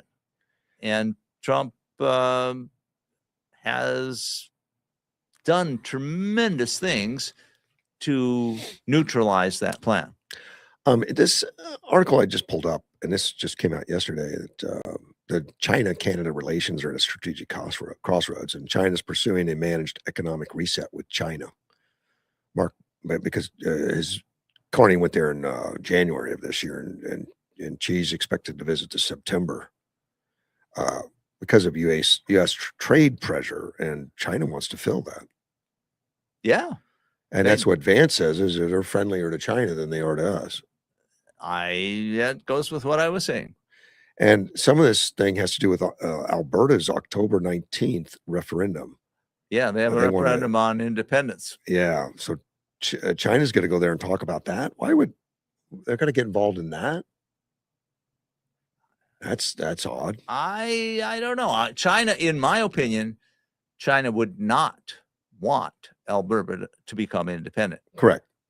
They want Alberta to continue to fund the rest of Canada, and which, frankly, the Liberal is it the Liberal Party that's in charge in Canada right now? Yeah, it is. They're very friendly to the Chinese. They love the Chinese. According to this, the two of them are going to meet with senior Chinese officials and announce a series of agreements designed to rebuild economic relations. Canadian government characterized the outcome as a new strategic partnership and emphasizes cooperation in trade, energy, agriculture, culture, tourism, and other areas. So maybe a close relationship between China and Canada is a nightmare for the U.S. Why? Because China views us as an adversarial partner, or as an adversarial superpower that has to be brought down in power and influence, and they want to replace us. Let me ask you this. Do you think Canada is doing this whole dog and pony show and saying that we're going to just align ourselves with China, in order to get us to say, we're sorry, we can let you take advantage of us anytime? It's an interesting thought, because that is a possible motivation. Would you really want to jump into the China grip? I wouldn't, but remember, the Liberal Party is heavily socialist, and ideologically, they're closer to the Chinese administration than they are to the U.S. probably. That's debatable. I think you could argue that they are somewhere in between. But you look at what the Liberal government did to, like, during the truckers protest, very heavy-handed. They took out their bank accounts. Yeah. That's kind of weird. And eventually the Supreme Court of Canada said that was illegal. Right. But it's too late. They already bankrupted these people. Yeah, exactly. Well, it's interesting. But yeah, there is a China connection. And the Chinese, or the Canadian media, is heavily anti-American, anti-Trump, and pro-Chinese probably, but I can't say I've listened to it enough and most of my information comes from talking to some Canadians I know. So it's not like Oh.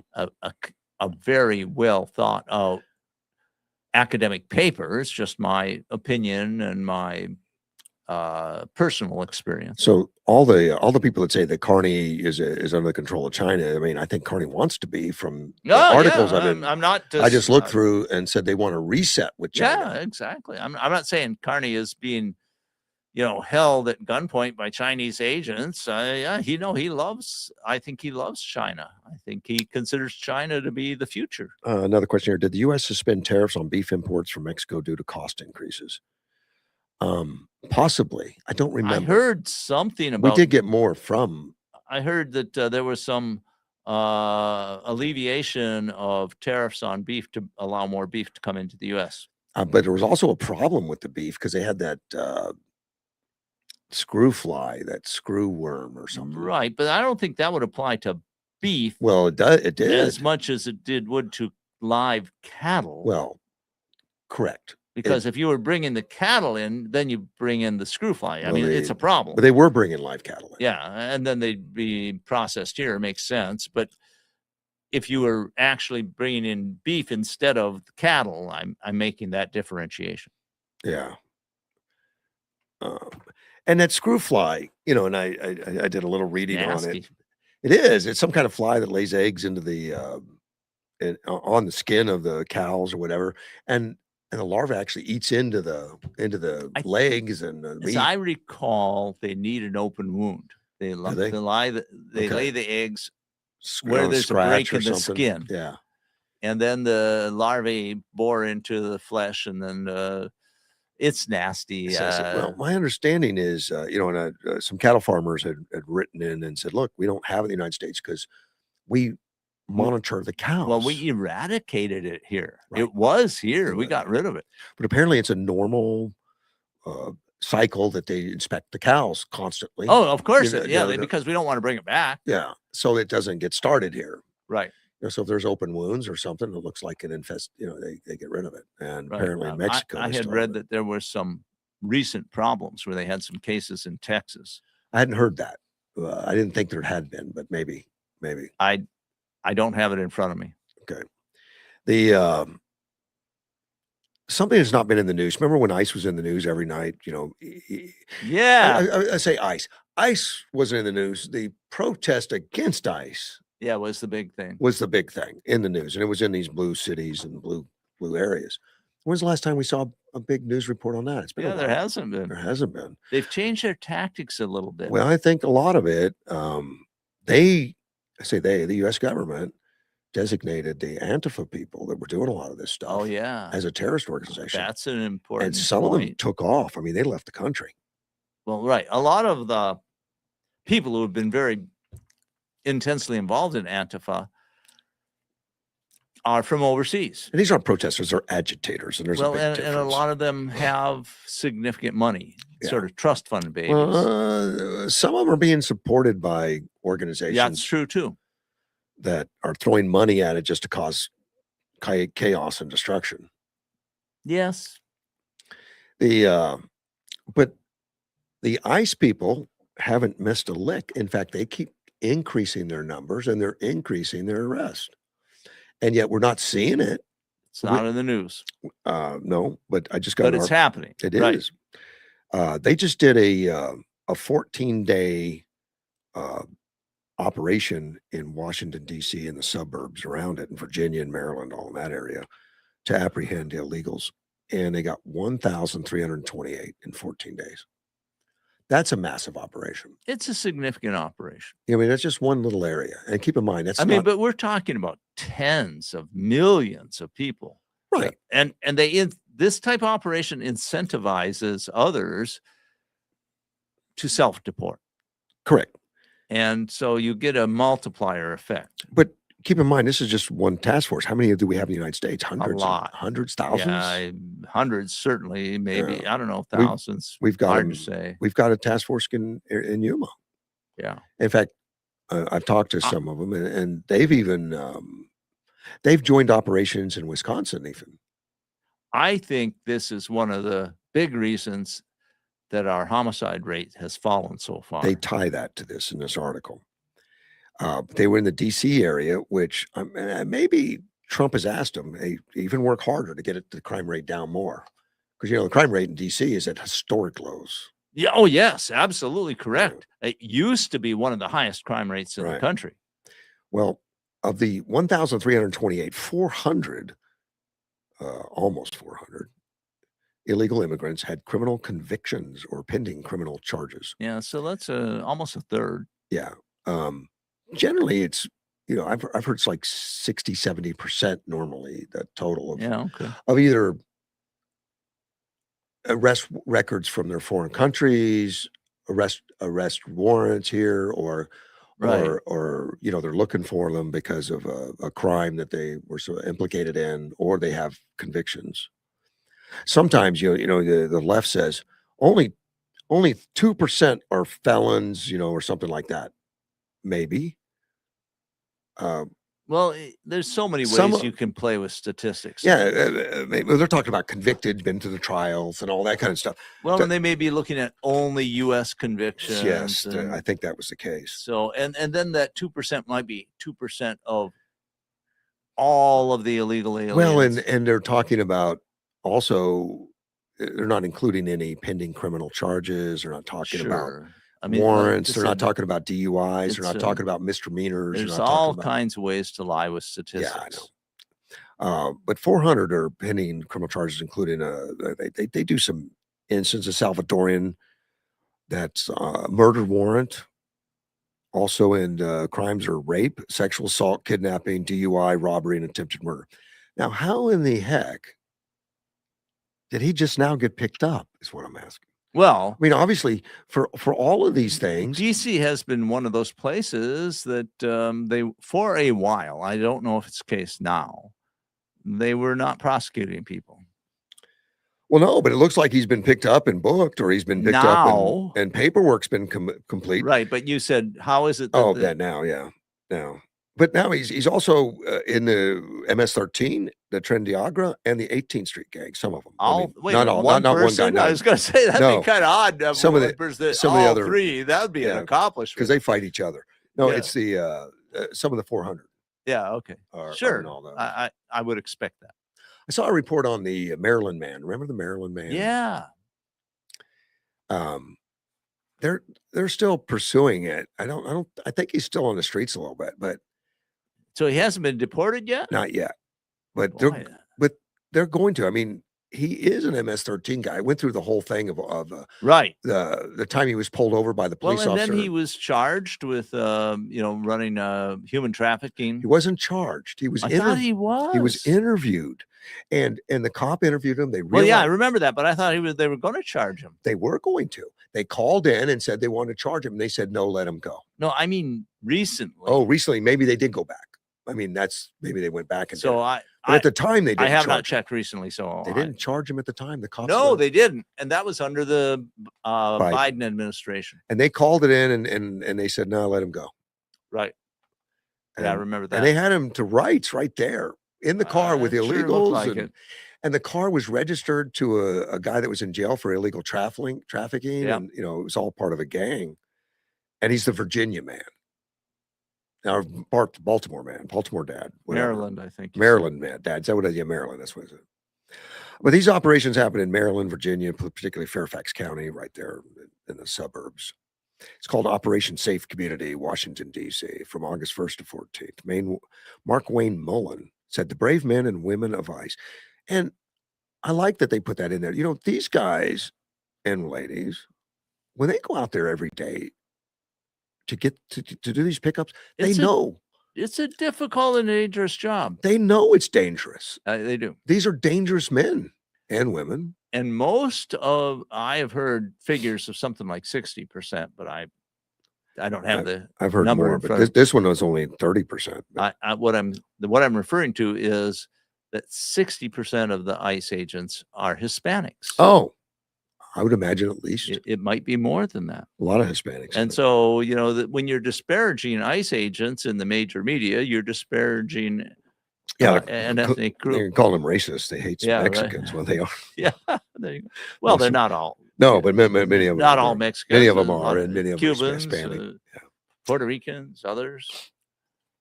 But Operation Safe Community, I like that. Mark Wayne Mullen calls them brave men and women of ice, hard work every day, getting these dangerous illegal aliens out of our country. Over the course of just 2 weeks in Virginia and Maryland, they arrested sexual assailants, kidnappers, drunk drivers, robbers, and gang members. Is it fair to throw someone out on a drunk driving charge? Yes. I think so. They're already in the country illegally. They were here. They shouldn't be here to start with. No. This article does say, while sanctuary politicians in Virginia and Maryland keep putting the needs of illegal aliens over the safety of American people, the Trump administration will always put American citizens first. By arresting and removing illegal aliens from our communities, we will make America safe again. Yeah, you're welcome. You sanctuary cities. Well, they're doing it for it's you anyway. a popular policy. But obviously this protest thing has come to a standstill because we're not seeing it on the news. Yes, I think And it was part never, of this was a policy decision. Okay, if you don't want us here, we have plenty of other places we can do business. I don't know if they've done that. They're arresting people now with fireworks. They're arresting people blocking the roads. And that's true. That's true. And that made a big difference. And the Antifa, I think they And they're arresting them on federal charges. Yeah. So they can't just bounce them. Right. And that's a big thing because Antifa was very strong in jurisdictions that refused to prosecute them. Yeah. But if you interfere with a police officer, whether it's federal or state or city, Oh yeah. That's making an arrest or doing police work, it's big trouble. Yeah. These guys have been getting away with it forever, like it's no big deal. Oh yeah, especially places like Portland. Yeah. Well, I think it was right to start arresting them on federal charges, and when they started doing I that, agree. that thing dried up. Well, at least, I mean, there may still be protests, but people standing on the sidewalk being sensible is not that exciting. Right. It's when they're throwing bottle rockets and live fireworks and Oh rocks yeah, and and, stones. commercial fireworks. Yeah. And they have seminars. And then saying, here's how you do this. Here's what you do. Here's how you get up to the edge without actually violating the law, or at least you can dispute it. Yeah, when the crowd's big enough, you can punch and run, push and run. There's all kinds of techniques that they push. Right. They started having chasers too. I saw one of I think Portland or something, where there were guys that were with their running shoes on, that as soon as they got those push and run and shove and run guys, they ran them. They'd run them down. I guess you need to get some marathon runners up there. Well, a friend of mine sort of did some bragging about how he was able to run down border crossers when other people couldn't, because he was in fantastic shape. Got to give up the donuts, man. He was thin. In Harrisburg, Virginia, ICE arrested a Honduran woman, Reyes Funes. Criminal history include conviction of felony hit and run, arrest for making a threat to bomb or burn, assault, and battery of a family member, and violating a protective order. And she's still walking the streets. Yeah, it's just sad that this goes on. I mean, and who knows? There's a high percentage of these people that are on some kind of federal funding. Oh yeah, illegally in a lot of cases. Right. That's why SNAP has been cut and cleaned up, because of all the illegal stuff. One of the reasons, right? Yeah. Salvadoran national MS-13 member. Criminal includes arrest for felony malicious wounding and convictions for driving while intoxicated. Convictions, more than one. Driving on a suspended license, illegal re-entry. Those are automatic, throw you out for life type stuff when you re-enter. The legal system for immigration was set up in such a way, I mean, the laws are such that if you're here on a visa or attempting or have a green card or are attempting and are trying to become a citizen, you should walk on eggshells Yeah. because if you get involved in a crime, you could lose everything. It used to be that way. I think that fear That has kind gone of went away. away because there were, frankly, policies at the highest level during Turn- the Obama and turn the other Biden way, don't look. administrations Yeah. not to prosecute people. And that's why you had people that are not citizens here illegally protesting on our college campuses on Yeah. how terrible our country is. Yeah. And now they get deported and they're like, what? Yeah. I got a freedom of speech. I've been doing this for years. No problem. And all of a sudden you're going to tell me I can't do it anymore? Yes, and they are. And Rubio always made that very clear. From Yeah. Secretary of State, he says, look, if you're here on a visa that's to visit, you're a guest. And you join a protest or something like that, you're gone. I can revoke your visa anytime. Yes. And that's the way the law is. I mean, it's not a change in the law. It's Right. just enforcing the law. And it has nothing to do with rights of the Constitution. Yeah, your Constitution is going to protect everybody on the ground, but they're not going to protect the visa. The visa is a gift. And the Constitution does not protect everybody equally. Citizens have more rights than non-citizens. How? They can vote. Oh, I mean, vote. Yeah. But I mean, they have permanent residence here. I mean, if you have a green card, you're subject to restrictions that are not present for if you're a citizen. can be. Yeah, but there's nothing that says you're going to be abused or anything like that. No, you're going to be, but you don't have the same rights and privileges as a citizen. because you can lose your ability to stay in the country. Oh yeah. And then it does come with strings. Patricia Hyde is the ICE Enforcement and Removal Operations Acting Assistant Director. Our officers are the best in the world at finding people who do not want to be located. That's exactly what we did throughout the course of this operation. Removing these criminal aliens, offenders from Virginia and Maryland neighborhoods makes us much safer communities. And that is exactly what the men and women of ICE work to accomplish every day across our great nation. I'd also say technology comes into this because it's easier to find people with our, digital tracking system now than it used to be. There's cameras everywhere. There's phones. If they're in the system. Well, usually these people are identified in the system at some point. Right. I mean, now, if they're a complete cipher, if they've never been arrested, fingerprinted, had any information taken from them, they're hard. It's hard to track down somebody like that. Hey, Gilbert, good morning. Good morning, Russ. Are you able to take a break? So what's your feelings on people that are on food stamps, welfare, anything that involves getting money from the government? Should they all get drug tested? And if they are dirty, take away their stuff? I'm not sure what. Well, I think currently, right now, it's not a law that they have to be drug tested. Are you thinking would I be against them implementing that? No. But no, I would be for that. I would be for implementing a drug test so that we could offer assistance to those people. Not necessarily kick them out, but start putting requirements that. Well, I like to kick them out because if I have a job, and I have a drug test, and I tested dirty, I lose my job. Correct. So long as we keep on having loopholes, we'll never straighten out this country. I think you're onto something. I would like to see some program where, like if you rent a house in some of these government housing things that we've got in Yuma, then you have to be looking for a job. You have to be doing things in order, and that's part of the contract. You could stay here for free, but you got to show me you're getting a job. And when you get a job, you got to pay part of your rent until you can pay it all. And then you got to go. So someone else can have this opportunity. We can give you instruction. We can give you everything. And they start interviewing these people regularly and working with them. And I think anybody on government assistance should be getting something like that. And that includes if there's problem with drugs or problem with anything that straighten out their lives.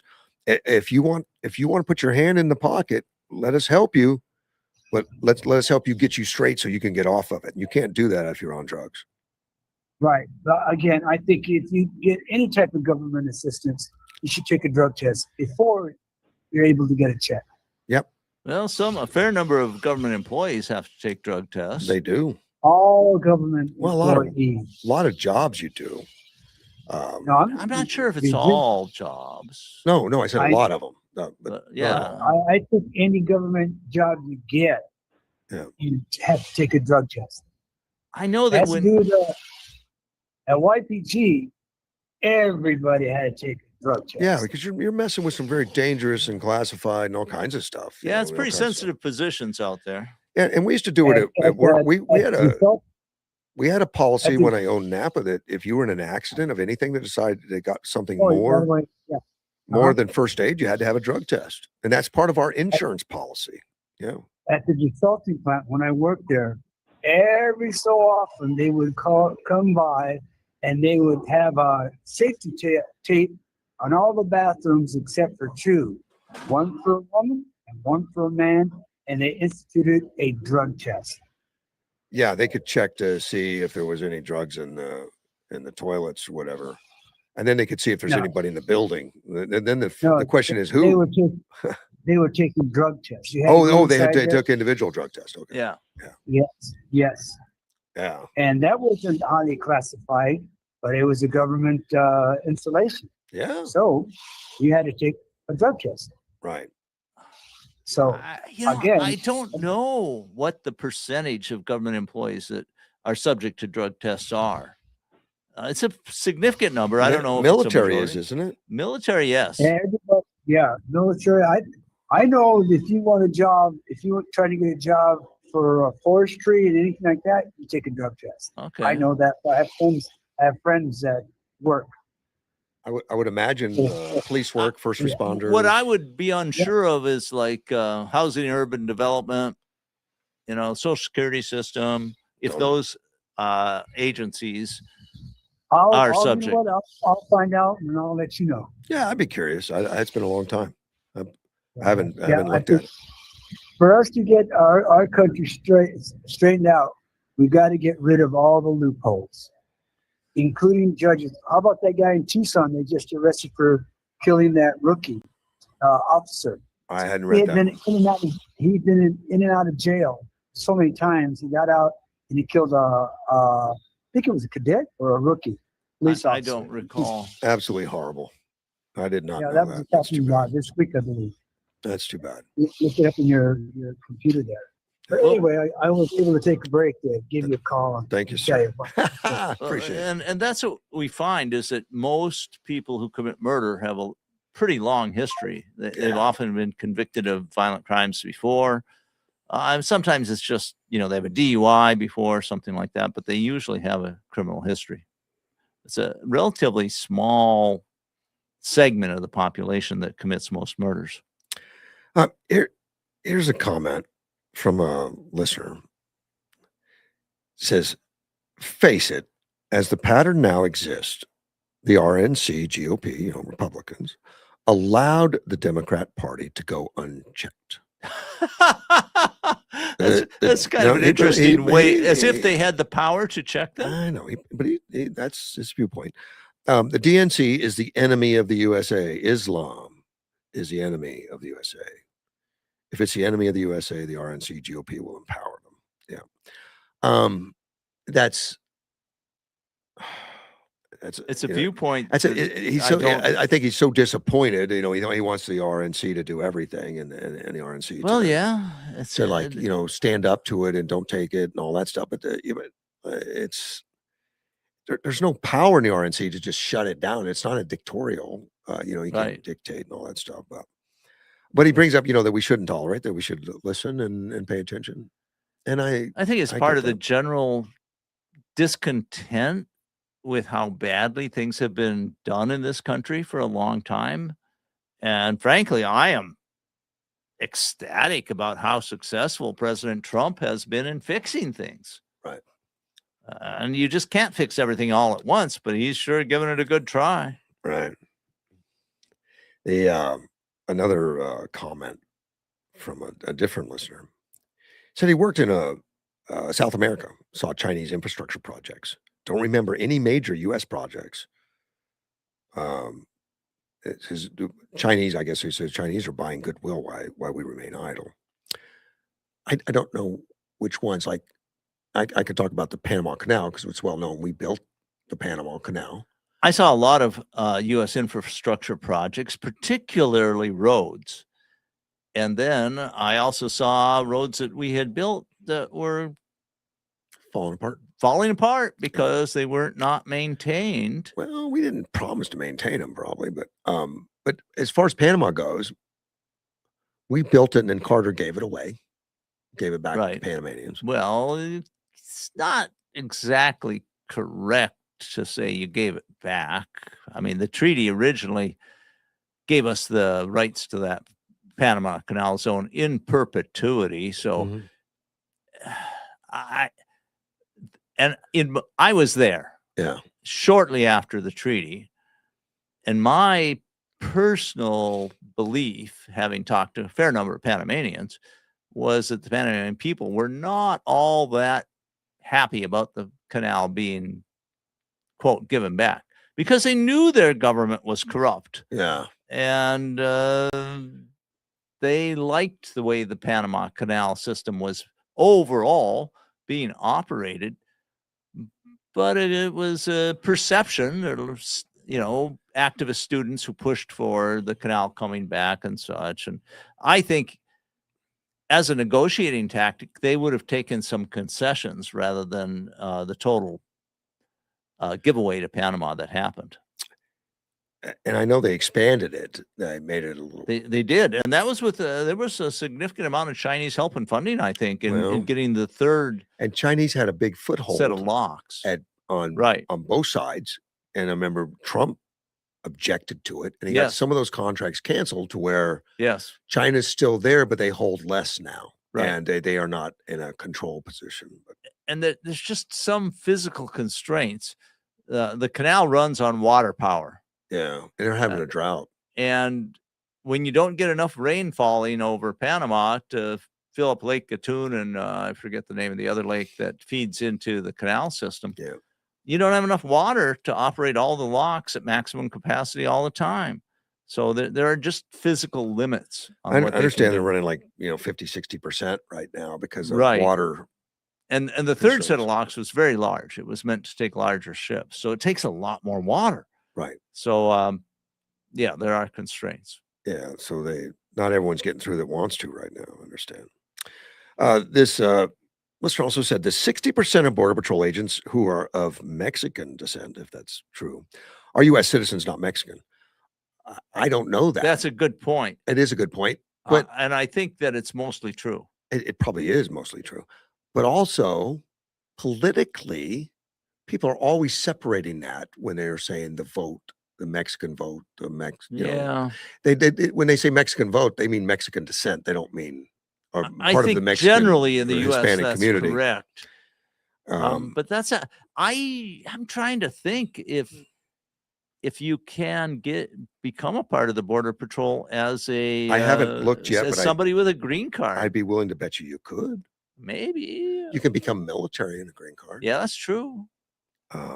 That's true, and it's a quick path, a relatively quick path to U.S. citizenship to serve in the U.S. military. Right. Quicker than most other methods. That's I just don't know. No, it says no. A green card holder cannot become a U.S. Border Patrol agent because federal law requires all applicants to be U.S. citizens. Okay. Fascinating. Worth knowing. I did not know that before. I did not know that either. I told you I guessed that it would be yes, but I thought probably not, but I didn't know. But I know militaries had none.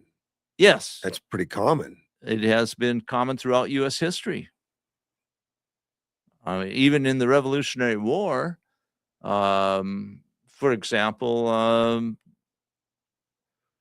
slaves that fought on the American side were promised freedom, and I think that happened. Yeah. The only requirements is must hold a valid unexpired permanent resident card and must live physically in the United States, must speak, read, and write English fluently, must pass the Armed Services Vocational Aptitude Battery test, and meet age, medical, and fitness standards. So But that's not, it doesn't say U.S. citizen there. no, it says you can do it as a citizen. But you had another response saying you had to be a U.S. citizen. Oh no, this is for military. Oh, I for checked the U.S. military. You know, Okay, I knew in military you could. Yeah, I know that that's correct in the U.S. military, and Yeah. it's there have been a lot of people that joined the U.S. military who were not legal residents when they did, Oh, how's that go? and then if they served honorably, they had a path to citizenship. I'm wondering how they could get through They the. probably lied. Well, that stuff's easy to check, isn't it? I mean, I don't know. Probably easier now than it used to Yeah. be. Yeah. It's always for decades, and as the whole U.S. history, we've had non-citizens serve in the U.S. military with distinction. Yeah. We have a lot of Philippine people from the Philippines serve in the U.S. military, and they serve with distinction. I've got. I know I printed up some stuff on Iran that I wanted to talk about, but I don't know if you saw the news yesterday when the treasurer got on the air. Oh, I read some news accounts. I did not see it on the news. I read some accounts about it, and I am encouraged, actually. Are you? Okay. It appears to me this conflict with Iran is being won on our terms, where we don't go into a ground war with them, and they're just becoming less and less effective at influencing passage through the Strait of Hormuz and being able to project power outside their borders. And the economic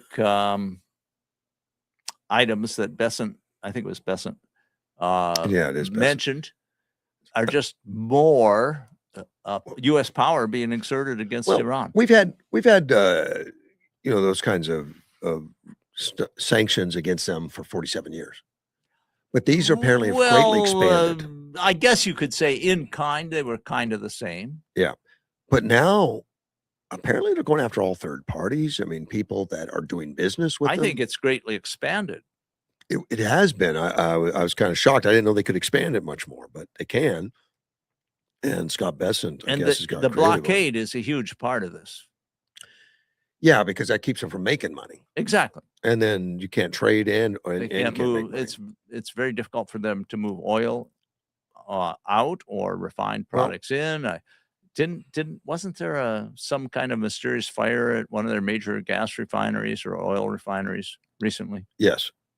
I don't remember which one. Which, as I understand it, nobody took credit for. And that's unusual. It's different. It could be internal sabotage. It's good. All kinds of possibilities are there. Yeah. But normally if it's us, there's pictures of the missiles hitting, you kind of know. Right. But the capacities, the capabilities are so incredible out there. I could see something like, a relatively slow, quiet, low-flying drone. I could also see internal sabotage. There's all kinds of possibilities. But they just they came right out and said, and they warned all these other countries that if you give in to Scott Besant's and all that stuff, we'll attack you. I mean, are they going to attack everybody on the whole planet? I mean, it's just getting ridiculous, isn't it? It does get ridiculous. I also recall China protesting these policies. Well, and you know how Trump says there's no timetable, that he's in this for the long haul. Right. And it's not based on the voting or the midterms or anything like that. So Iran came out today and says, because of Trump's economic D-Day, and that's what they're calling economic D-Day. So these new sanctions and economic pressures are, he says, as powerful what D-Day was. And they said, well, we have a 2-year plan to withstand the Trump economic D-Day sanctions. 2-year plan. Okay. Does that 2-year plan include eating? But we also had, I think, what was it? The president, and there's different offices within Iran. Maybe it wasn't the president. Maybe it's head of their parliament or something, saying, "Hey, we're getting hungry. We should make a deal." They're hungry now. How are they going to go 2 more years? Well, What is? I want to know what their 2-year plan is on eating. They're not going to tell me, but well, we have seen people in war can withstand enormous sure, difficulties. yeah. I don't know if Iran can or will. My understanding is the regime is not popular in Iran, but other people have disputed that. So I cannot say with certitude one way or the other. Well, Trump says that all mines have been removed from the Strait of Hormuz. That's a pretty strong statement. That is, but Trump has a tendency to give hyperbolic Well, statements. but maybe it's true. I don't know how good are we at identifying. What I have them. seen is from several sources now that the amount of oil coming out of that area through some of it, about 15 million gallons a day, I hear, from the Strait of Hormuz, and then about another 6 to 8 million or in that neighborhood going through pipelines, avoiding the strait, that the amount of oil coming out is at about the same level as it was before this conflict, before Trump took action against the 47-year-old war of Iran against us. Yeah. Is it that how you think it's about That's what I've read. I can't verify it. Well, it's still pricey. Yeah, it is. But not anywhere where we thought it was going to be. But if this is true, if we're getting significant amounts of oil to the point where it's on par with what we were getting before, then the price should drop. Now, Trump said that all the mines are gone, and he's got the U.S. Space Force watching every square inch of the strait. Now that I'd be surprised if they weren't. Okay. Yeah, but we now, have the capacity. If we're watching every square inch, does that mean that we're to make sure they don't place another one? I would think that's a real possibility. Now, they don't have any submarines because we did blow all those up. Right. So but if they have small boats. Yes, they're going to have surface vehicles. And those are subject to being attacked. I mean, I don't think you would want to just destroy every surface vessel down to that's more than 20 feet long. I don't know. No, maybe only the ones that move. Yeah. I mean, maybe you have no-go zones there. Yeah, I mean, but right now we have officially declared a blockade against Iran, and it seems to be very effective. Right now, he says there's a zero tolerance policy on mine placement in full force and effect. And I'm assuming that would mean kinetic energy if you have a mine and you're right. I mean, what's going to happen? Are there going to be survivors? Are the survivors going to claim, well, I was just throwing my net out into the ocean? Yeah, it's just where I want to go into a war zone and throw a net out in the ocean. I mean, that's not a good idea. I had no idea there was a blockade here.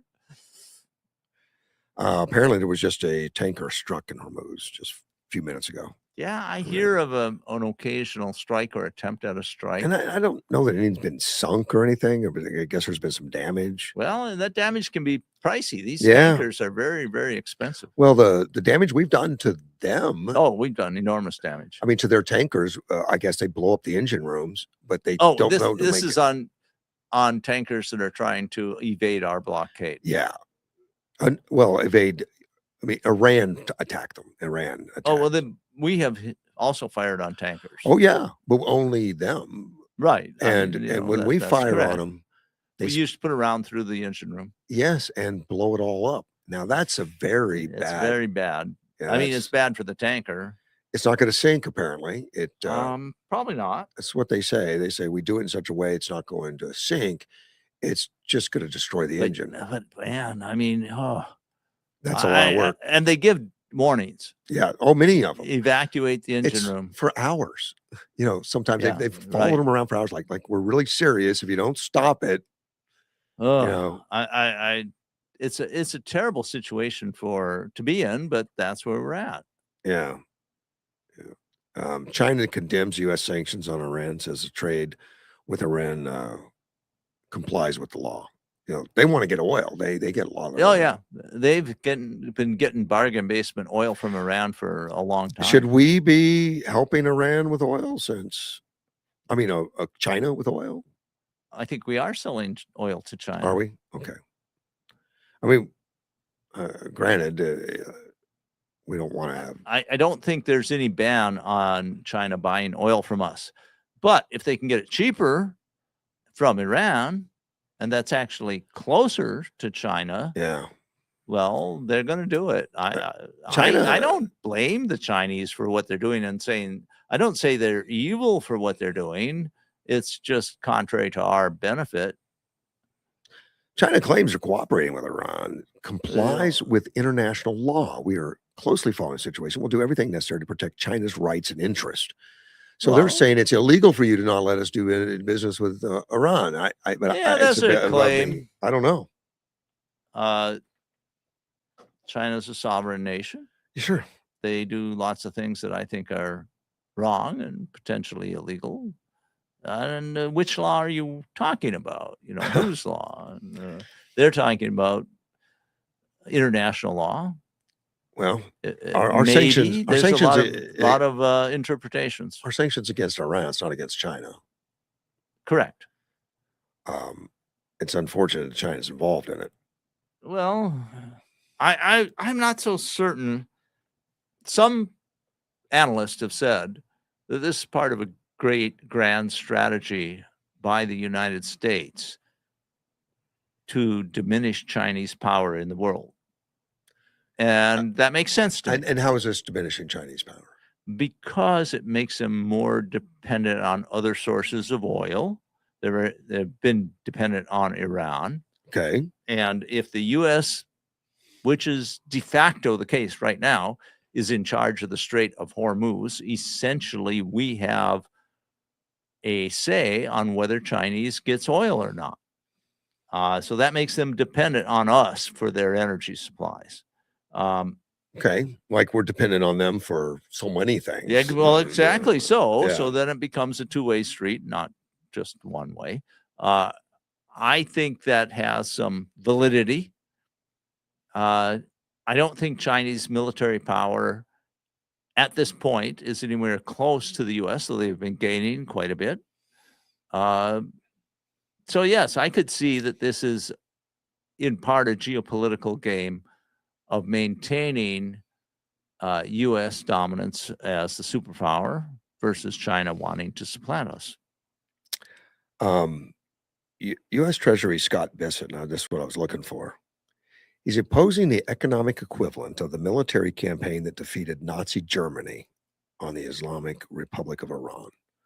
So they're equating it to D-Day on paper versus kinetic. Yeah. I mean, of course, people make all kinds of hyperbolic but analogies. But is that fair? I don't know how serious it is, and he says it could set off a series of events leading to the dissolution. It's an analogy. Yeah. I don't take it very seriously myself because Could it cause the collapse? D-Day invasion was an enormous manipulation of men and material Right. and firepower and naval power, and this is economic, and this is he's saying paper. it's economic. So This is paper. Hey, but is it enough to actually cause the collapse? Maybe we can't know I mean, until some people are saying yes, but I don't know. I don't know if has this ever been done before, to your knowledge? Well, let's see. That we go after a country economically and it collapses, other than Russia. I mean, Soviet Union. And I think that we went after them by ramping up military. That's a good question. Yeah. And we saw that collapse in our lifetime. I would have to really research this. I suspect there are examples where economic sanctions resulted in resulted in what we wanted. So on this scale, maybe when we're doing hard to say. When we're doing sanctions like this, and people are always worried, like, well, you can only attack the military because you can't attack the residents, the civilians, and everyone's worried about civilians. Understand it, but this affects civilians equally. Maybe more so. Well, probably because the military is going to control what there is to resources distribute. There are. Yeah. So this did, there's 80 million people that live there. I thought it was 90, but okay. 90 might be 10 left. Yeah. But if let's say there's 80, 90 million, that would mean that resources, food, water, basic necessities, all going to be in short supply. Well, and this has been going on for a long time. Yeah, you mean the war with us? No, I mean the degradation of the economy in Iran. But they've been healthy for 47 years. No, I don't think they have. I think it's been getting worse and worse and Oh, worse, especially over the last couple of years.